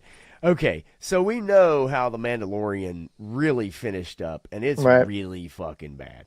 Yep. I mean, it is bad. And then we know that there is hold the on, movie. I want to get to this one here. Yeah. So yes, I watched those roundtable discussions, and you can see what kind of person Kathleen Kennedy is. And that's why they stopped showing them, because you saw how she cut people off and just ran them over and basically forced words into their mouths for them, like she's trying to speak for them. It doesn't make her look good at all. If you're looking to the subtle clues and context of how she interacts with everybody in those roundtables. Yes. It's pretty bad. I actually also am going to I'm gonna grab this video. We'll show it here in a moment, but let's see here. Let me minimize that. Okay, so let's go back here. All right, so the movie coming out soon, Mandalorian Grogu. Do you, title aside of the movie, do you have any faith that this movie is going to restore anyone else's faith in the Star Wars IP? No. And it's coming out this year. Yeah, no, there's no way, because the only way that you could have restored balance to the Force, so to speak, is at the end of season 2, Grogu goes off and learns to train with Luke, and the Mandalorian goes about his business as a bounty hunter, doing bounty hunter things in the seedy underworld of the Star Wars universe. Right? You can tell all kinds of stories that way, but there's this commodity, and the corporation can't let go of the commodity. They have to milk the commodity for all the money that they can get out of it. So you had to defy the story. This is also what drove John off, because he's like, no, we're done with that story. We need to move on. And they wouldn't let him. And so you had to bring Grogu back, and you had to do all this other stuff. And it's like, okay, well, then it really isn't Din Djarin's story anymore. Right. And so now we're making a movie about the two of them hanging together and trying to do if they go back to the lone wolf and cub thing, it might be interesting, but they're not going to do that. They're going to do something else. And I don't think it'll be any good. I don't know what the fuck. I don't know what they're going to do. Yeah. I don't know. It literally, there's really nothing. We've been given nothing. We've seen just a little bit of some snippets, but it's, who knows what this movie is going to be about, but if he is the principal writer, or one of, I don't have a lot of faith for it. Garaf Mandalorian episode was 1, and then episode 1 was good, and then Baby Yoda happened. That's the last time we saw Mando cut a guy in half using a door. Yeah, no, it is interesting how the tenor of the show changed from that original feel. Yeah. To then towards the back end of it being really super freaking goofy. Yeah. And I agree, Cara Dune brought some much needed masculinity, and she was too toxic for them as a strong, independent woman. Yeah. Yeah, and 3 stars says, I hope it's them flying around to different worlds so Mando can teach Grogu to pick up Poon. Okay. Yeah. I mean, he's what? He's 50 something years old, right? He should be. It's about time for him to learn the ways of the world, the birds and the bees, right? It's time for Grogu to learn about them frogs instead of eating them, right? Instead of reaching and eating those frogs, them frog legs. Maybe Grogu can do something else. Okay. The Bad Batch. Did you watch The Bad Batch? I did. Did you like it? There were parts of it that were okay, but kind of the premise is faulty in itself. So I agree. Modifying clones, and then are they really clones anymore? And then you completely altered the clone, and it's really not a clone anymore. It's something else because you've obviously spliced it, mixed it, and done other things to it. So, that, and it was a half forgotten episode of the Clone Wars that they're kind of throwing in here. Yeah. Like I said, it had elements that were okay, but it really wasn't that great. I was hoping that you would bring up this. This is a summary of almost every episode of The Bad Batch. The Bad Batch get in trouble, and Omega rescues them. Yep. The young lass who is their sister, clone sister, who grows at a different rate. She doesn't grow as fast as they do, if I'm remembering correctly. Well, so she didn't have the acceleration. Right. Right. So every episode practically is them getting into some kind of trouble, especially the after the first part of season 1 and then she somehow, whether it's going to get help, whether it's her, whether it's some way, usually she comes to the rescue of the Bad Batch. Like that's almost every episode. It felt like it got very redundant over time.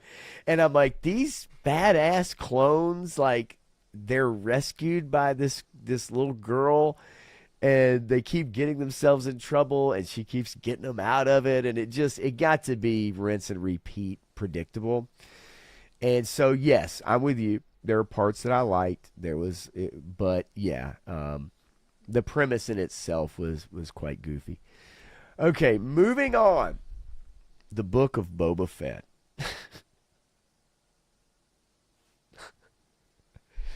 What? Wait, I could see it on your face. Yeah. Yeah. That had nothing to do with the character that we know as Boba Fett. I don't know what the fuck that show was about, but it wasn't about Boba Fett. It's about some fat ass wearing his armor, trying to be a gangster instead of being Boba Fett. So I don't know what the fuck that show was about. And Vespas, people riding Vespas in slow-mo.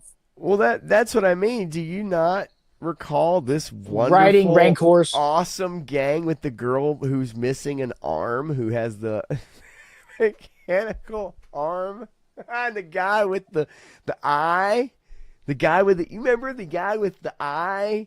Yeah. And then the white dude. Man, they were trying so hard to do Cyberpunk, and they gave him the slow-mo Vespas to do a high-speed chase in slow-mo with, and riding the tamed Rancor, and man, this show is so ridiculous. We used to have these and I love the character of Fennec Shand, by the way. I actually like that character, but in this whole context it just failed. I will give it up for Fennec Shand. We used to have a theme park here in Tennessee, and the front of the Vespas remind me of these cars you used to be able to drive there. They were like, you'd wait in line and then you'd hop in these like little car thing or whatever. And that's what they look like. They remind me of the front of these like just goofy like kids. Yeah. I mean, this is embarrassing, dude. But the fact that they showed them riding it wasn't even slow motion, but they were doing like 10 miles an hour, it was a chase scene. Right. Everything about that gang was really, really bad. Yep. The 10 Lizzies, right? Yeah, it's they look like 10 Lizzies. Some of you may have had 10 Lizzies in your town at the theme park or whatever amusement park you had. Wasn't that a gang in the Warriors? Yes. Absolutely. Okay, so Book of Boba Fett, a complete and utter embarrassment. Let's not care. We all know that. We know how bad it was, and it was bad. An embarrassment, truly. Very low ratings. Everybody hated this show. Yep. Tales of the Jedi. Now, have you watched any of the Tales of the Jedi? I thought that there was some good stuff in there. Yeah. There's some good short form stuff that's in there. Now it's animated. Mm-hmm. which I think is where Filoni excels. And we get to Ahsoka. Again, brutal. This is one of the most disappointing things ever, because he created this character and nurtured her to somebody that everybody hated, to one of the most beloved characters in all of Star Wars. Yes. And then you do this piece of shit show where she is not herself at all. I mean, it is a useless version of Ahsoka. That's not who we know as Ahsoka. And I love Rosario Dawson, but they should have gotten the original voice actress for Ahsoka to play the character, because she's more physical than Rosario is, and is a dancer and can do these things because she's been playing this character, voice acting the character, but also like being at cons, playing the character, dressing up as the character. And she's phenomenal.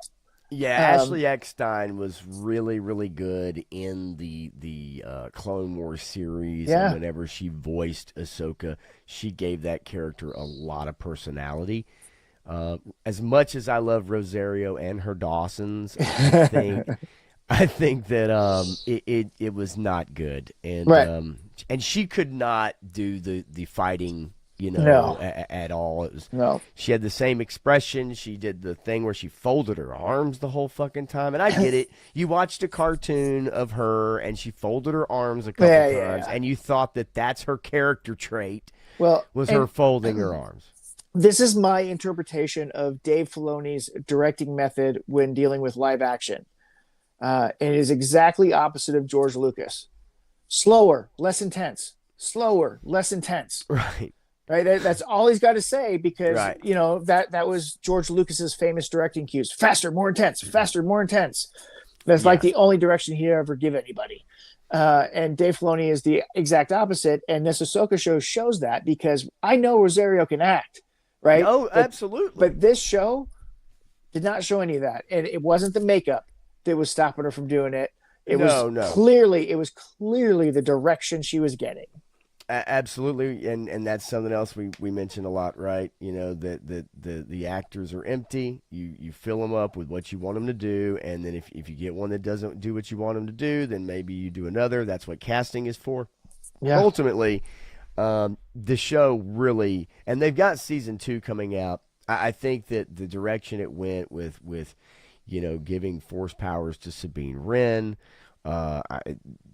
Thrawn, what they did with the Thrawn character is a disgrace, and I don't think anybody liked the Book of Boba Fett. I think that the Ahsoka season 1 really fell on its face. Yeah.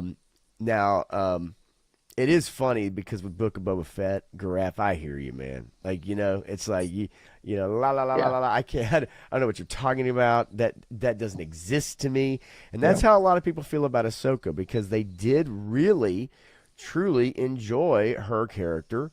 Yeah. And it really did a number on her for sure. And I'm like Stu, I wanted to like it as well, and it just was like such I said, a bad show. She became one of the most beloved characters in all of Star Wars. Yeah. Especially for the people just 20 years younger than us, right? They love that character. Yeah, I agree. So Tales of the Empire, obviously the counter to Tales of the Jedi, is the creator, director, and writer. I thought that was also very good. Not the greatest, but I thought it was fine. Again, another animated show. Yeah. Okay. So his best stuff seems to be in the animated field again so far, because then we get to executive producer of the Skeleton Crew. Now, he didn't write the show. He didn't create the show. And I think being a producer is like just signing your name on something and, hey, this is how we're you have to pay put your for 2 it. cents in on something. Sure. Here's some notes, whatever. Yeah. But Skeleton Crew, for what it was, like if I was a 10-year-old kid, it'd be like watching Caravan of Garbage. I mean, the Caravan of the Ewoks. Oh, come or on. whatever. And you don't love that one? No, don't. Star Cruiser Crash. But the as a kid, though, it's different. Yeah. So I think Skeleton Crew for kids, I think is fine. It did get really goofy and very silly, especially at the end. But if I was a 10-year-old kid, 9 or 10-year-old kid, then maybe I'd have found it appealing. Although kids that are now 9 and 10 years old probably don't even watch TV shows. They only watch YouTube. And then we get to Tales of the Underworld, which came out last year. And that, again, is another animated feature about Asajj Ventress. Yeah. I thought it was okay. It was okay. Yeah. Yep. I didn't think it was as good as some of the others, but I thought it was okay. Yep. So where's the rest of his stuff though? This isn't all of his stuff. This is only his Star Wars stuff. The reason I brought up only the Star Wars stuff is because that's kind of indicative of kind of what we're talking about. Yeah, I guess so. But I mean, I obviously, yes, I could bring up his complete discography. You know what I mean? but I don't know what that serves us. Well, I mean, it shows that he does have a under the right guidance, a decent track record, because in the Clone Wars he had some guidance from George Lucas and input there when he was doing Avatar: The Last Airbender. It wasn't his show. He was directing some episodes and working on it under the direction of the people who created it, right? So when he's guided, I think he can do some really decent stuff.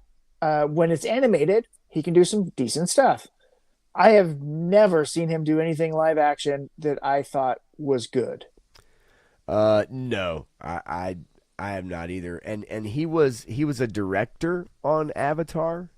Yeah. And so, 8 episodes in 2005. Yeah. So, to me, I think when 2005 is kind of like, I mean, don't get me wrong, it's where you get your start. But let's say you and I were raving about Avatar: The Last Airbender, and it's from 2005, and here we are in 2026. It's difficult for me to be like, well, hell yeah, look at what he did 20 years ago. Well, I'm just saying that there is a foundation of him doing well, but it all comes with mentorship and guidance, right? Yes, and look, the stuff that I think George was a part of, I think the earlier Clone Wars stuff is the best stuff. Even though the animation wasn't where they wanted it to be, it eventually got there. But I think the storytelling was very good. I actually really, really did enjoy the Clone Wars. I am one of those people now. There are some things you can start to see some things. That show gave it gave new life to the prequels that put some things into context or filled in some gaps that I thought was desperately needed. Like the novelization of Revenge of the Sith. The novelization of Revenge of the Sith is really good, right? Yes. And Revenge of the Sith, I think, is the best of the three for sure. But there's more context out there, and that helps kind of bridge that gap between Attack of the Clones and Revenge of the Sith. And Attack of the Clones is a terrible movie. I can watch about half of that movie. I skip every single scene with Skywalker and Padme in it, and it's okay. I can watch that movie.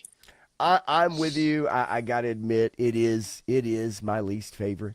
Now, there are parts I do enjoy, but they are sprinkled throughout a lot of just bad acting. Yep. And I'm not going to tell you that that's all direction. Right. Because, Natalie Portman can act. Yep. And but we also know George was not the best director. He was not the best person to work with actors and direct them. It's been well documented. But those scenes are very difficult to get through.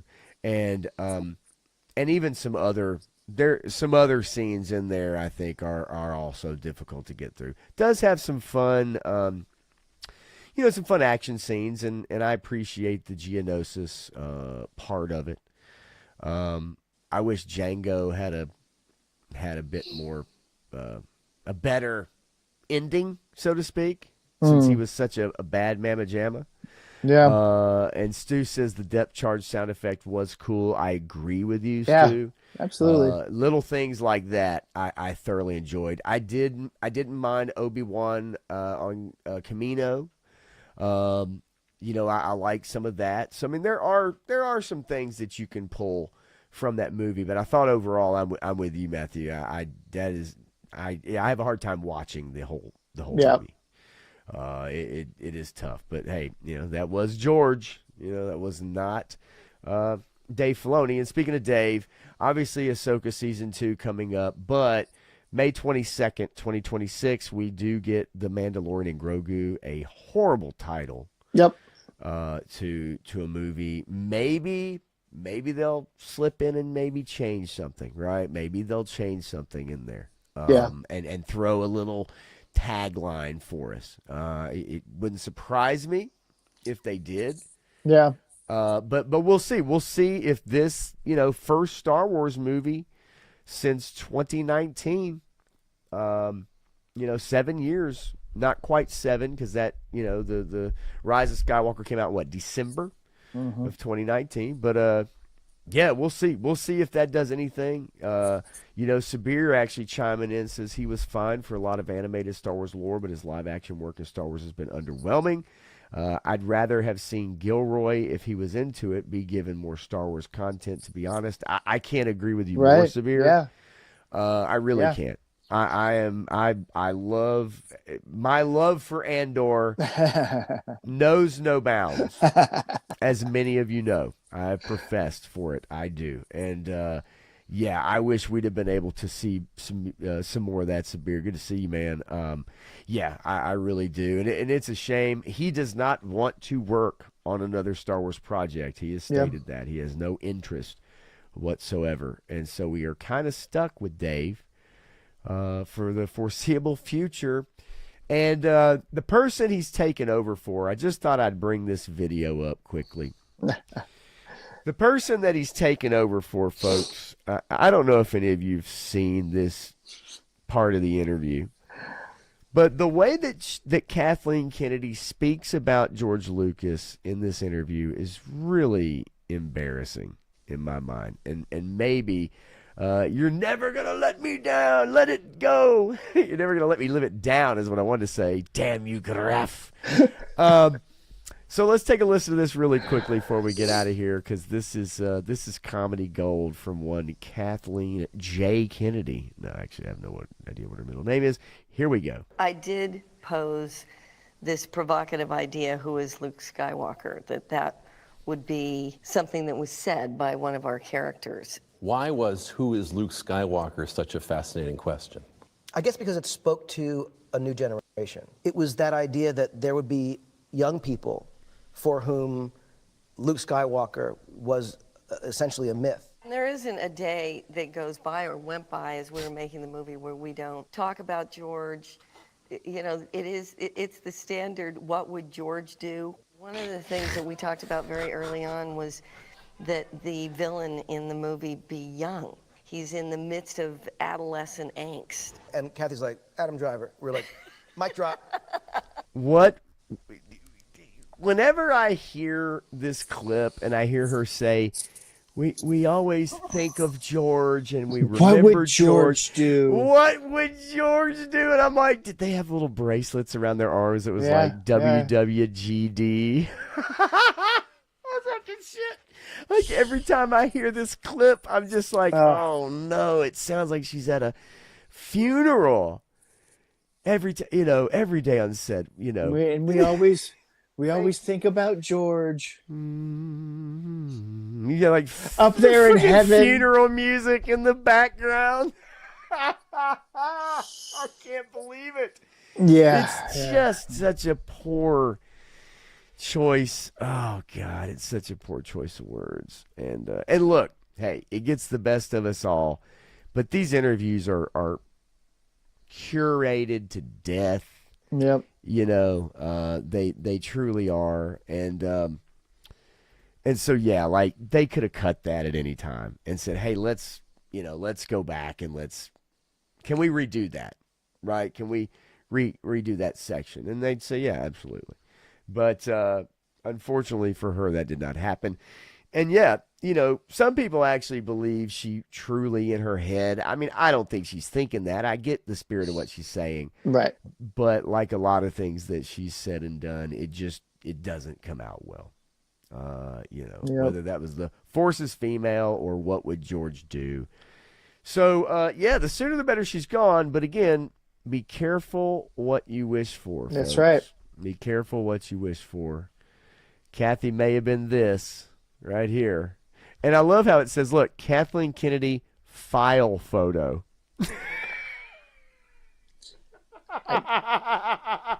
She might sue you over that one. Golly, it's in the article. I mean, she could get you guys for that. That's brutal. If anybody catches that, liar. And that's the guy from MTV, Chris. What was his name? That guy that interviewed her in that interview. Did you remember him? I didn't see who it was. It's this guy, Chris. Benoit. Hang on, I can't. With George right do, here. One of the things that we talked Well, about very I was early hoping on, it would be the part. Who is Luke Skywalker? That guy. You remember that guy, Chris? You guys know it in the chat. Yes, he's no Kurt Loder. He's no Kurt Loder, but he was with MTV for a really long time. Oh, okay. Okay. Yeah, I can't remember. His John name. Tesh. That's all I can think of. Yeah. All we know is from MTV. Speaking of which, did you know John Tesh did the NBA music for NBC? Yeah. He did that, and he did the. Oh God! Now I get them all mixed up. I gotta stop because I get them all mixed up. But yeah. Anyway, no, this guy, man, you guys know who the hell this dude is. Somebody throw me a life raft, will you? Jesus Christ. Okay. Anyway, okay. So yeah, be careful what you wish for because you might be losing this, but you are gaining this. Him and his fucking hat. Of course, people say that about me too. All right. Chris Hansen? No, it's not Chris Hansen. And it's not Chris Cross Stew. Damn you. Some trolls in the chat tonight. Okay, anyway. Christoph Waltz.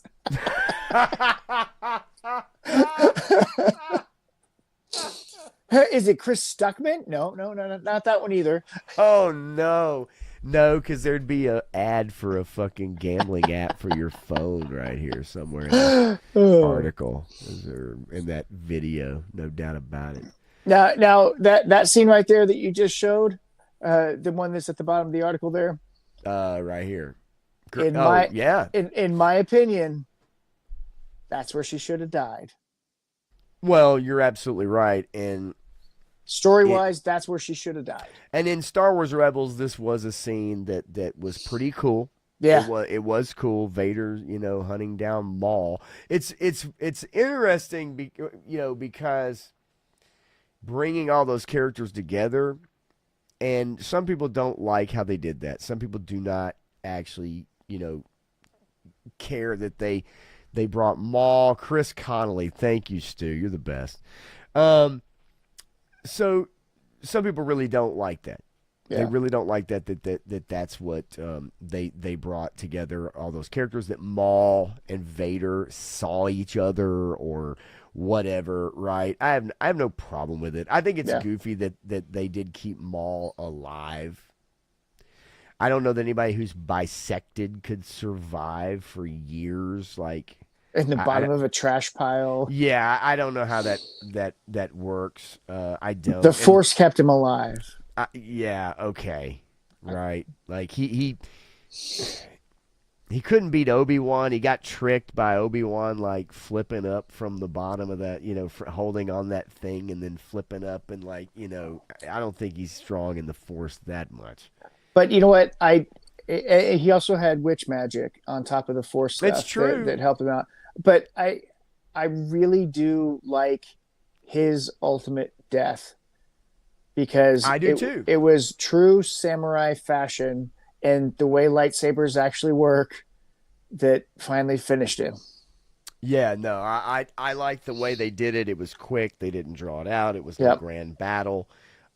Supposedly, maybe we'll get that scene. There is a new Maul series coming out as well that Sam Witwer is doing the voice for Maul, which I thought he was fantastic. Yeah. And so they've got some Star Wars stuff going. It's just, I guess the point of really bringing it up is because we do have the movie coming out this summer. We've got Ahsoka season 2 coming up. They're going to expand on the father, daughter, and son, the Mortis arc from Clone Wars. And so we'll see. We'll see if they can drum up interest, man. They still have not made money off of the purchase of the IP yet from George. Isn't that amazing? That is $4 truly billion amazing. It's amazing. And still haven't made one red cent. Bobby, I back to your comment there. Marsha Lucas said that basically Kathleen Kennedy's a glorified coffee girl. She made the worst. She made the worst interjections of anybody. She would interject something and they go, "No, that's stupid," and moved on. She didn't bring good ideas to the table, and Marsha is laying it all out there. There are a few other people that have mentioned things like that about her ability, but man, she knows where all the bodies are buried in Hollywood, and she tagged along on so many properties that she got her name put in places where she didn't do much of anything, and she gets credit for. Yeah, it's and Marsha, Marsha's not shy. She's no Lucille Ball. Yeah, I mean, but truly, I mean, Marsha is absolutely not shy about her opinions, and she will dish on whatever the hell she wants to, of which I appreciate, actually. Yep. Yeah. And she definitely does not hold back whenever she has an opinion. I will tell you, and also regarding Spielberg, Lucas, and anybody else. You recall when she was on stage at the Indy 5 premiere? When with Spielberg and Lucas up there on stage, I think they had Harrison up there and maybe John Williams possibly. Mm-hmm. And Kathleen was on stage, and none of those men even really recognized her up on stage as she was standing up there with them. Yep. It was like the coldest shoulder. Yep. Very noticeable. There is video. You can find it. There is video though of that encounter where they are standing together, and it's like they're talking on the mic and waving to people and stuff like that, and she's just kind of standing there, and no one's paying any attention to her at all, and that's pretty telling. In that, kind of telling to me. And Ahsoka did essentially die in the World Between Worlds, and Ezra intervened. And that's why she should have stayed that way, because right. The World Between Worlds ruins Star Wars forever. Yeah, it's basically your form of time travel, and it will be used again, and in some shape, form, or fashion. Moving forward, not a big fan of that. Adding that, and Clint, check it out. I think you dig it. I do think that you actually would like Clone Wars. It's just the first season in particular, but even into the second season, the animation is rough around the edges. The style of animation. But I think the storytelling, once it really finds its footing, once it actually finds what it's going to be, man, you can roll from episode to episode. And the guy that did those intros every week, every episode, to start you out, is amazing voice. Amazing voice. Love it. Yeah. Yeah. Trouble in Paradise. The Jedi Knight. Whatever. It's just really, really cool. Really cool. So Clint, check it out, man. I think you dig it. And like if Viper Island showed up to Joe Fest, That Dude's not leaving Canada. He probably knows wouldn't better. be good. Yeah, He knows probably not better. a good idea. He's never going to show up at a show ever. And I'm not saying that there would be any physical, nothing of that nature. I just think that it would be very awkward, very strange. So yeah. Anyway, be careful what you wish for. We'll see if Dave Filoni can deliver, and if it's just him and Jon Favreau takes a huge backseat, which has kind of happened, then I don't expect a lot. Yeah, I mean, Favreau's kind of out on all this stuff. He's kind of moved on. Yeah, he's going to get producer credit because he was there in the TV show's beginnings and origins and made contributions. So his name is forever attached to it. Right. But I don't know that he's going to have any actual say into anything. Yeah, and the plot of the Mandalorian and Grogu movie is already something that the Clone Wars had kind of already done in a way. Yep. So it's going to be interesting for them to rehash that. I'm kind of surprised that they are pulling that. Yep. So yeah, we'll see. But I don't have a lot of faith, but I will be going to see it. I can promise you that. All right, Matthew. As we can get on out of here, man.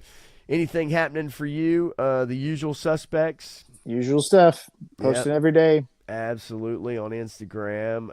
Let's just throw you up there. Of course, you guys all know where to find it, but Matthew's Action Figure Blog on Instagram is where you can find Matthew's toy photography, which is fantastic. And I'm sure all of you in here can find it. You know where to go, but tell a buddy, bring a friend. Spread the word. And yeah, I guess we'll see you next Tuesday night. See what else we got. Any new stories, anything new, maybe some more trailers as we get closer. We got a little ways to go, but March is just around the corner. So things are going to start rolling in, dude, right before summer, man. We're going to have a lot of stuff. Next week, we will be talking about the premiere of Night of the Seven Kingdoms. Mm-hmm. So we'll give you our impressions of that show, and I'll probably talk a little bit about Fallout after a couple more episodes, maybe see where it leads to. Let's see. Yep.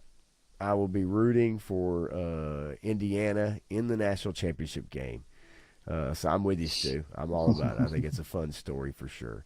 But yeah, man, look, thanks you guys. Thanks for tuning in. I will see you on Sunday night for sure. And don't forget, because I will plug it, but Backyard Battlefield is tomorrow night. It's 3-star draw on his channel with Krusty Old Crow, and see what hijinks they get up to.